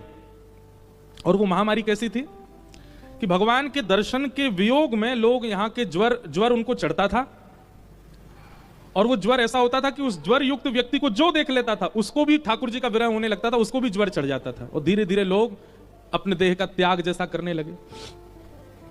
रुक्मणी जी को जाके किसी ने कहा, बोले कि द्वारिका में बहुत संख्या में लोग बीमार हो रहे हैं और वैद्यों से भी वो बीमारियां दूर नहीं हो रही है लोगों की। तब रुक्मणी जी ने भगवान को एक पत्र लिखा और कहा कि भगवान आप कैसे भी करके थोड़ा समय निकाल के द्वारिका आ जाइए, क्योंकि द्वारिका के लोग आपको देख करके जीते हैं और इतने दिन हो गए आपको देखा नहीं है। यहाँ के लोगों को महामारी हो रही है, एक बीमारी फैल गई है आपके वियोग की। सोचो, हम लोग अपने आप को भक्त कहते हैं, यहां पर बीमारी हो रही है लोगों को बिना दर्शन किए। तब भगवान कैसे भी करके महाभारत युद्ध से एक दिन के लिए द्वारिका आए और जैसे भगवान आए तो ठाकुर जी की आती सब द्वारिका के लोग स्वस्थ हो गए। तब ठाकुर जी बोले, देखो हमको महाभारत युद्ध में जाना पड़ेगा, हम यहाँ रह नहीं सकते हैं, लेकिन जाएं कैसे, ये लोग तो व्याकुल हो जाएंगे। तब ठाकुर जी ने समुद्र की बालुका से अपना एक छोटा सा विग्रह बनाया, छोटा सा स्वरूप बनाया और उस स्वरूप में ठाकुर जी ने अपने अपने अंश पिरो दिए। वो स्वरूप स्थिर नहीं था, चलता था। कैसे चलते हैं? बोले द्वारिका में लोगों के घर पहुंच जाता वो छोटा सा स्वरूप, ऐसे चलते फिरते ठाकुर जी थे। और किसी के घर से दही चुरा के खा गए, किसी के घर से माखन चुरा के खा गए, किसी के घर में जाके बच्चों के साथ खेलने लग गए। द्वारिकाधीश का ऐसा रूप द्वारिका में प्रकट कर दिया भगवान ने कि अब द्वारिका के लोगों को भगवान की याद नहीं आती, उस स्वरूप में ही सब आनंद होते हैं। ठाकुर जी वापस हस्तिनापुर चले गए, युद्ध आदि कराया, वापस द्वारिका आए। फिर जब द्वारिका से भगवत धाम जाने की लीला प्रारंभ हुई, तब भगवान ने बृहस्पति गुरु और पवन देव इन दोनों को आमंत्रित किया और दोनों से कहा कि देखिए द्वारिका मेरे जाते डूब जाएगी, जो शेष अंश बचेगा वो भगवान की स्वधर्मा सभा, ये सभा क्षेत्र है जिसमें हम बैठे हैं, यहाँ ठाकुर जी सभा करते थे, ठाकुर जी जहां रहते थे वो तो डूब गई समुद्र में। तो भगवान ने कहा कि यहां द्वारिका में एक मेरे हाथों से बनाया हुआ स्वरूप है, आपसे मेरी प्रार्थना है कि मैं चाहता हूं कलिकाल में लोगों को इसका दर्शन हो, आप इनको सुव्यवस्थित स्थान पर विराजमान करो। तब गुरु बृहस्पति ने और पवन देव यानी कि वायु ने उनको दक्षिण के एक सुंदर स्थान केरला में जो है वहां विराजमान किया, इसलिए उनका नाम पड़ा गुरु वायुर। गुरु वायुर श्री कृष्ण, वो भगवान के द्वारा बनाए गए श्री ठाकुर जी हैं। द्वारिका की प्राण रक्षा भगवान करते थे। तो भगवान द्वारिका लौट करके आए महाभारत युद्ध से। कुछ दिन बाद खबर मिली कि उत्तरा ने बालक को जन्म दिया, जिस बालक की भगवान ने रक्षा की थी। तो ठाकुर जी फिर से गए और हस्तिनापुर उस बालक को मिलकर के आए। अर्जुन भगवान को छोड़ने के लिए द्वारिका गए, कुछ महीनों तक लौट करके नहीं आए। अपशकुन जैसा होने लगा युधिष्ठिर को, और युधिष्ठिर जी ने अपनी शंका को व्यक्त किया। भीम से कहा कि कुछ अपशकुन जैसा लग रहा। अब यहां देखो अपशकुन किन को बताया गया है। लोग जिनको अपशकुन मानते हैं वो अपशकुन नहीं होता। लोग किसको अपशकुन मानते हैं? आप मुंबई जा रहे थे, गाड़ी में बैठते छींक आ गए, रुक जाओ, ए भाई अपशकुन है, अभी मत जाओ, ये अपशकुन है। पौन पे घर से बाहर मत निकलो, अपशकुन है। बेचारे कोई झाड़ू पोंछा लगा रहे थे, अभी मत निकलो, झाड़ू लग रही है। ऐसे लोग पता नहीं क्या क्या अपशकुन बताते हैं। बिल्ली रास्ता काट गई, सबसे बड़ा अपशकुन है। अब यहां युधिष्ठिर को जो अपशकुन हो रहे थे उनमें सबसे पहला अपशकुन क्या कि सुबह का सूर्य उदय हुआ है, पर कैसा लग रहा है कि जैसे शाम हो गई हो। अस्ताचल को सूर्य उदय नहीं लग रहे हैं, ऐसा लग रहा है अस्त हो रहे हो। ये अपशकुन है। सूर्य का अस्त का अनुभव होना उदय के समय पर, यह अपशकुन है। दूसरा अपशकुन क्या बताया यहां पर? युधिष्ठिर जी को लगा सूर्य उदय की जगह अस्त क्यों हो रहा है, नजरअंदाज कर दिया। जैसे ही आप वन में गए तो वन में हिंसक जीवों से भय लगना चाहिए, पर वन में जाकर के उन पशुओं से भी, उन पक्षियों से भी भय लग रहा है जो कभी कुछ कहते नहीं है, जैसे कि तोता, जैसे कि कबूतर, जैसे कि छोटे छोटे ये पक्षी हैं और भी कई हैं, उनसे भी भय लग रहा था। माने ऐसा लग रहा था ये मुझ पर आक्रमण करेंगे, ये अपशकुन है। तीसरा, नदी में समुद्र की भ्रांति होना। नदी को देख करके ऐसा लग रहा था मानो जैसे समुद्र की भांति उफान भर रहा हो, और नदी के समीप ना जाके युधिष्ठिर दूर भाग रहे थे, ऐसा लग रहा है जैसे समुद्र जैसी लहर आ रही है, यह अपशकुन है। तीसरा, घुड़शाल में या फिर गौशाल में अत्याधिक घोड़े और गाय रोते हुए दिखाई देना। कई बार गायों के नेत्रों में हमको अश्रु दिखते हैं, वो रो नहीं रही हैं, वो रो नहीं रही हैं। कई बार उनकी अच्छे से नेत्रों की, अब उन पे हाथ में नहीं ऐसे साफ कर लें, सफाई ना होने के कारण कुछ ऐसा चला जाता है जिसकी वजह से आंखों से निकलता रहता है। रुदन करने वाली गाय अलग पता चल जाती है, वो निराश दिखती है। रुदन करते हुए कोई भी 4 पैर वाले पशु दिखना, यह भी अपशगुन है। और अपशगुन क्या बताया? भगवान की प्रतिमा को देख करके आनंद ना होकर के चिंता होना, यह भी एक अपशगुन है। जबकि ऐसा होता है, संसार में चिंता होती है, ठाकुर जी के सामने जाते ही हम शांत हो जाते हैं, आनंद लगता है, ठाकुर जी को देख के शांति का अनुभव होता है। पर नहीं, युधिष्ठिर जी को ठाकुर जी को देख के और चिंता और व्याकुलता, अस्थिर जैसा मन होने लगा, यह अपशगुन है। ये सारे और भी बहुत सारे बताएं यहां पे, ये सारे अपशगुन युधिष्ठिर को हो रहे थे। और युधिष्ठिर जी बोले भीम से जाके, मुझे अपशगुनों का अनुभव हो रहा है, मुझे लग रहा कुछ ठीक तो नहीं है। और बस ये बात कह ही रहे थे कि तभी द्वार पर अर्जुन आकर के धड़ाम से गिरा। दौड़ करके जाके देखा तो वो अर्जुन, उसके कवच फटे हुए थे, सिर के केश बिखरे पड़े थे, मुकुट कहीं गिरा पड़ा था, मुख का तेज सारा जा चुका था। युधिष्ठिर जी ने कहा, अर्जुन तेरी स्थिति ऐसे कैसे हो गई? तुम द्वारिका गए थे, द्वारिका में सब ठीक है ना? वसुदेव जी, देवकी, रुक्मणी, सत्यभामा, जामवती, सबका नाम लिया, और जैसे ही नाम लिया द्वारिकाधीश का, हमारे श्री कृष्ण ठीक है ना? कृष्ण नाम सुनते अर्जुन बहुत रोए। बोले भैया, पग पग पे हमारी रक्षा करने वाले द्वारिकाधीश कृष्ण अपनी लीला विश्राम करके स्वधाम चले गए और द्वारिका समुद्र में डूब गई है। ये खबर सुनते ही युधिष्ठिर जी स्तब्ध हो गए। बोले भगवान चले गए लीला पूरी करके? बोले हाँ। एक बात सुनिएगा, ठाकुर जी को बंधुओं हमारी तरह लीला विश्राम करने वाला कभी मत समझिएगा।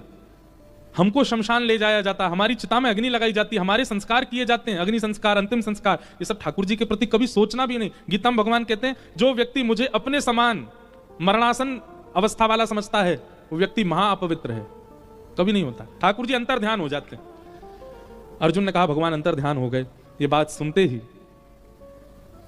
युधिष्ठिर बोले, जिनकी वजह से हस्तिनापुर मिला, जिनकी वजह से महाभारत युद्ध जीते, वही जब नहीं है तो फिर हम यहां रह के क्या करें?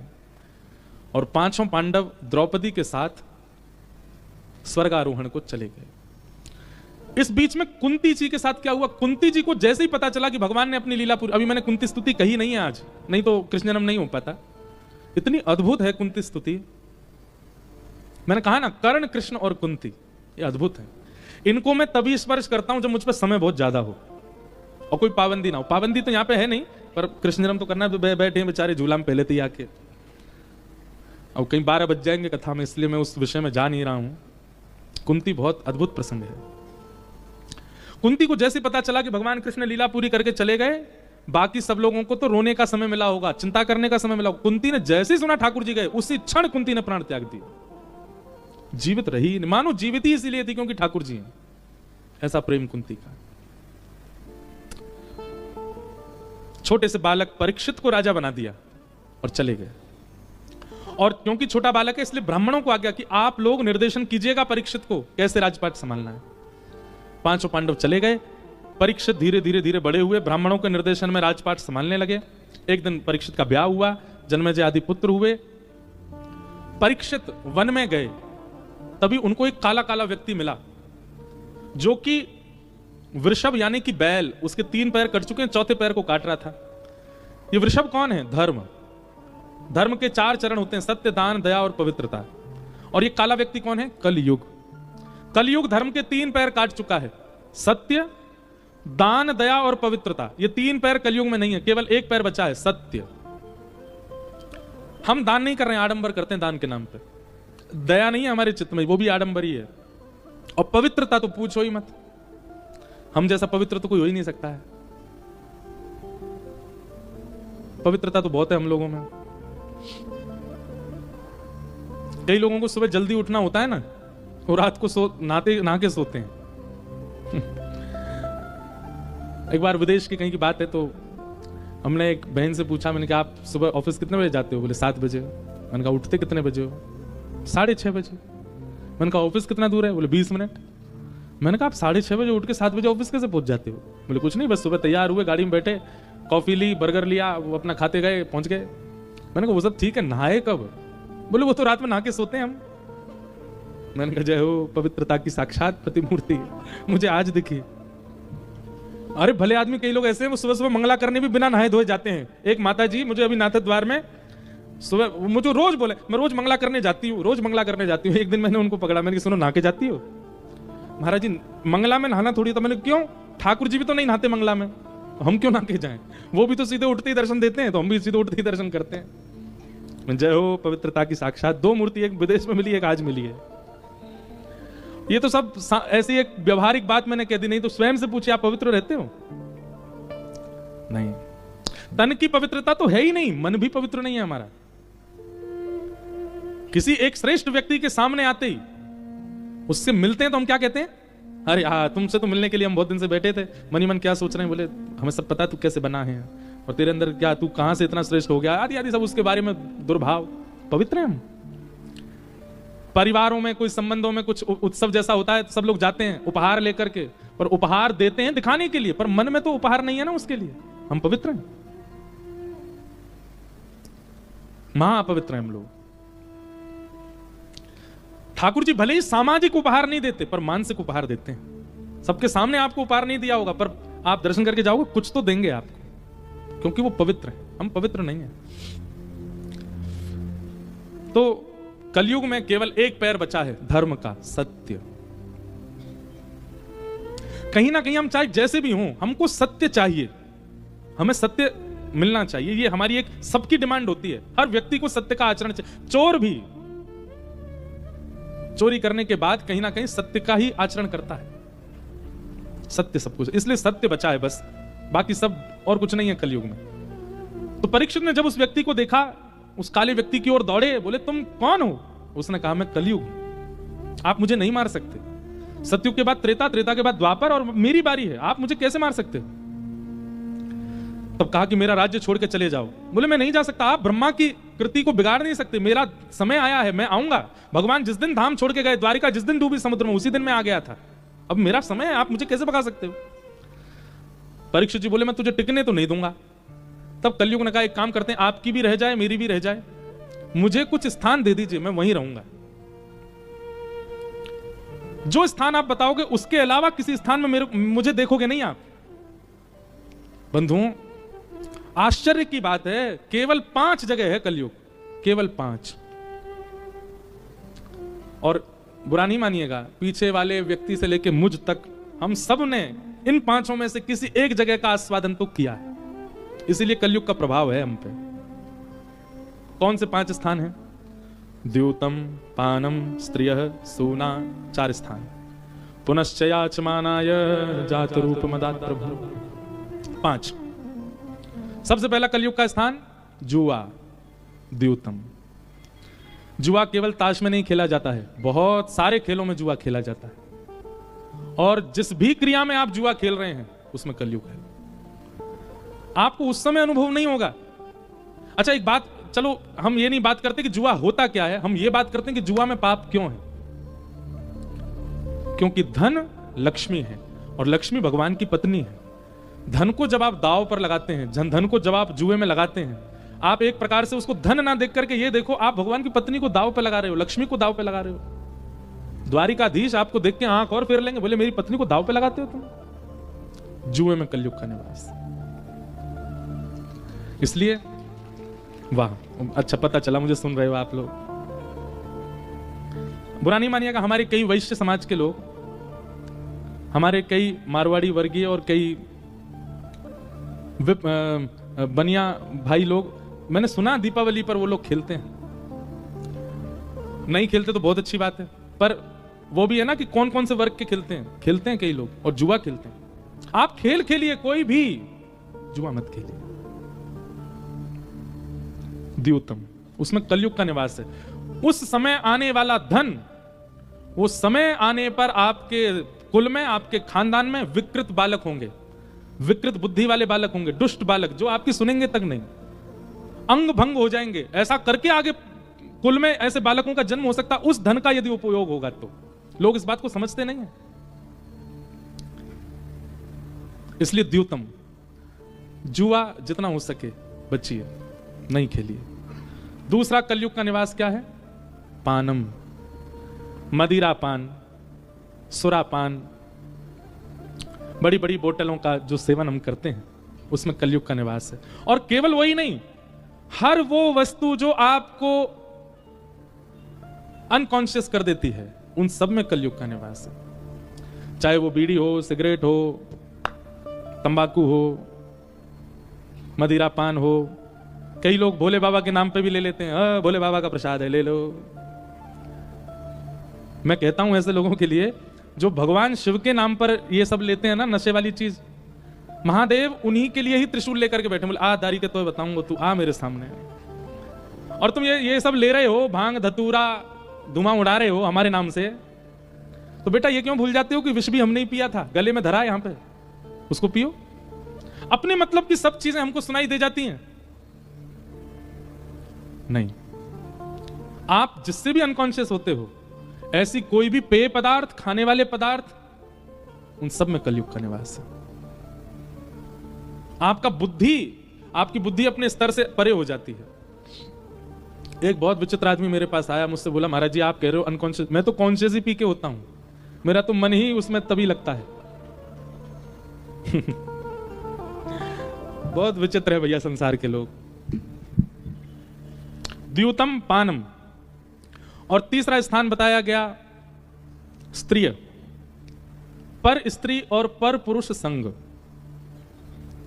आपका विवाह हुआ है, आपने वर्ण किया है, आपने उनके साथ 7 फेरे लिए हैं, उसके बाद कोई भी दृष्टि में आवे उसके प्रति वो भाव नहीं बनना चाहिए, वो एक ही के लिए रहे। अगर आप इस एक पत्नी व्रत और एक पति व्रत का पालन नहीं कर पाते हैं, आप पे कलयुग का प्रभाव है। इसलिए एक पत्नी व्रत और एक पति, ये सबसे बड़ा व्रत है संसार में। चाहे कितनी भी एकादशी कर लो, कितनी भी सोमवार कर लो, कितने भी प्रदोष कर लो, कितने भी कुछ कर लो, लेकिन अगर आपने पत्नी व्रत कर लिया, एक पत्नी, इसके अलावा जो देखें सब सम्मान नहीं है, यही है सब कुछ हमारी, और एक पति व्रत यही है सर्वस्व हमारे, चाहे जैसे भी हैं यही है। ये व्रत यदि आपने कर लिया तो सारे व्रत आपके सामने नतमस्तक हैं। अब सोचो, इसमें भी एक भला आदमी मुझसे क्या बोला, महाराज जी ब्याह के बाद ही तो एक के संग रहना है, ब्याह से पहले जब तक ब्याह ना हो तब तक तो छूट है ना। मैंने कहा भाई बहुत ऊंचे लोग हैं संसार में। पत्नी व्रत, पतिव्रत, अगर इसका पालन आप नहीं कर पा रहे हैं तो विवाह के समय अग्नि साक्षी मानी थी, विवाह के समय बड़े लोगों का आशीष लिया था, विवाह के समय वेद मंत्रों ने साक्षी दिलाई थी, इन सब की साक्षियों पर कीचड़ डाल दी आपने। माता पिता के आशीष लेने का दुर्फल मिलेगा आपको अगर विवाह के बाद किसी के प्रति कुदृष्टि जाती है तो। वेदों की आज्ञा का उल्लंघन करने का आपको प्रतिफल मिलेगा। अग्नि साक्षी मान करके फेरे लिए तो अग्नि का दंड मिले, कितने दंड मिलते हैं। इसलिए व्यक्ति को अब तो टिकते ही नहीं है, ब्याह हो ही नहीं रहे, हो ना तो मतलब रुके ही नहीं पा रहे हैं। उसके पीछे कारण पता है क्या है? प्रदर्शन। आप अपना सब कुछ प्रदर्शित कीजिए, पर हमारी एक बात मानिए, अपने गोपनीय संबंधों को प्रदर्शित मत कीजिए कहीं भी। अपना संबंध जो है आपका पति पत्नी का है आदि जो भी है वो गोपनीय रहने दीजिए। वो जितना गोपनीय रहेगा उतने ज्यादा आप बढ़िया रहेंगे। हम जितने पॉडकास्ट होते हैं हमारे, जितने इंटरव्यू, सब में बोलता हूं मैं ये बात। आपका ठाकुर जी से भी प्रेम है ना, वो भी गोपनीय रखिए, उसको भी ज्यादा प्रकट मत कीजिए। प्रकट केवल उतना करो जितना संसार सह सकती है। और या फिर एक और बात बताएं, प्रकट गलत कर दो, अंतरंग बढ़िया रखो अपना। सबको बस बहकावे में रखो हमारा तो ऐसा है, पर अंतरंग भाव से आपका भाव अलग हो, वो गोपनीय रखो। हमारे लाल जी से हमारा जो प्रेम है ना, वो केवल उतना ही प्रकट, उतना ही उजागर कर रखा है जितना होना चाहिए, उससे अधिक नहीं। तो द्यूतम पानम स्त्रिय। और चौथा स्थान, बिना परिश्रम के कमाया गया, नहीं, द्यूतम पानम स्त्रिय सूना। सूना यानी कि हिंसा, लड़ाई झगड़ा, कलेश, जबरदस्ती की बातों पर लड़ना झगड़ना। इतनी छोटी सी बात है, वो प्रेम से भी सुलझाई जा सकती है, पर नहीं हम तो लड़ेंगे, इसमें भी कलयुग का निवास है। मैंने इडली बोले थे, तुमने चावल ही क्यों बनाए, लड़ लिए इसी बात पे महाराज, कुकर फेंक के मार रहे हैं एक दूसरे पे। मैंने तो दाल खानी थी, आपने कड़ी क्यों बना दी, इसी बात पे लड़ रहे हैं। अब ये तो बात वो है जो मंच से बोल सकते हैं, लोग इतनी छोटी छोटी बातों पे लड़ लेते हैं। ये विवाद जितने लंबे चलते हैं उतना ज्यादा कलयुग हावी होता है आपके ऊपर। जितना जल्दी हो उसको समाप्त किया कीजिए। और अंतिम और पांचवा लक्षण कलयुग का है, बिना मेहनत के कमाया गया धन। इसलिए हमारी आपसे प्रार्थना, वर्क फ्रॉम होम मत किया करो।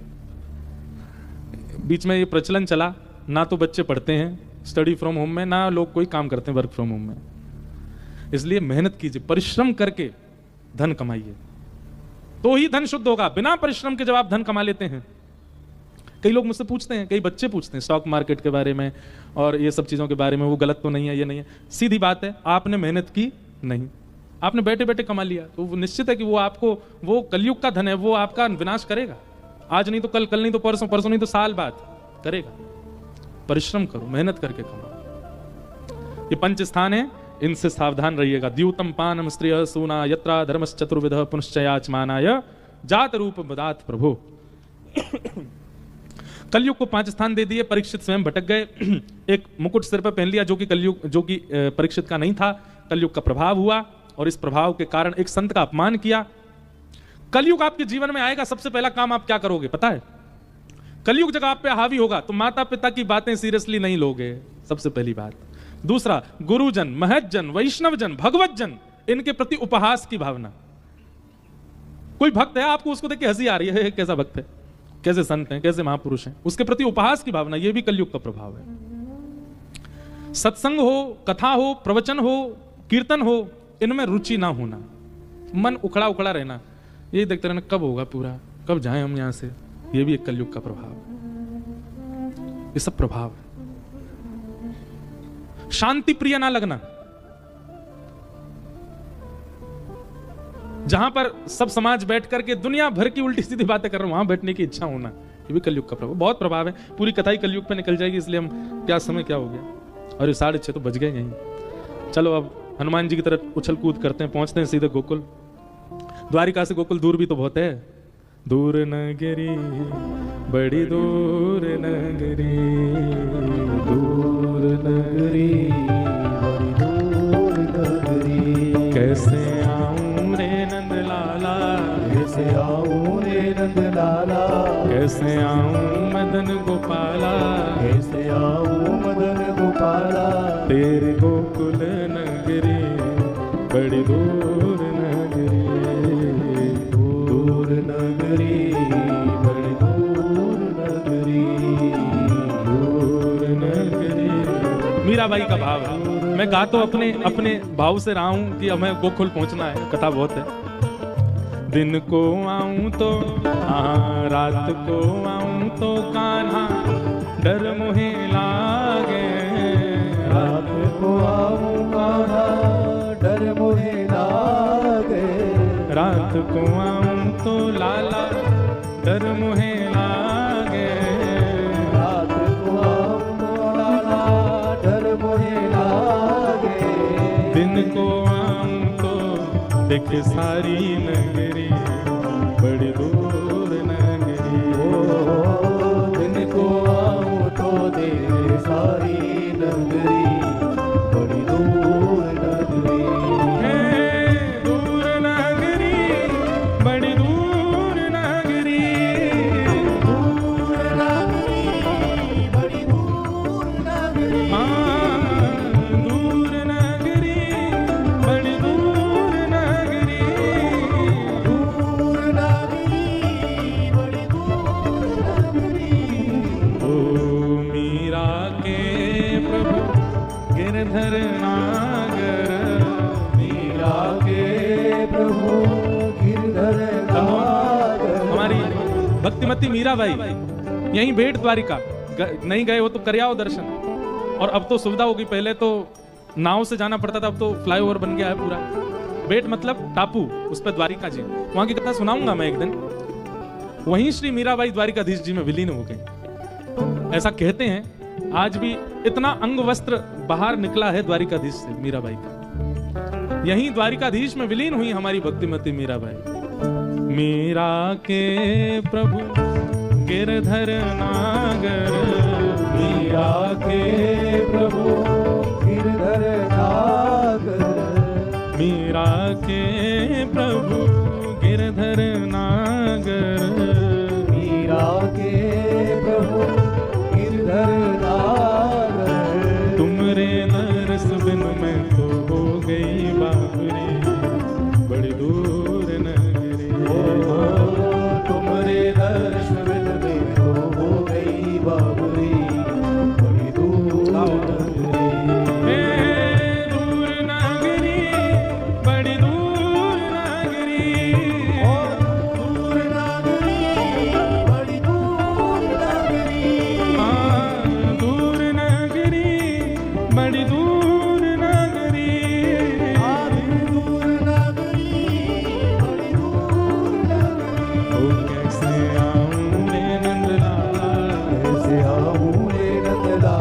कैसे आऊं मदन गोपाला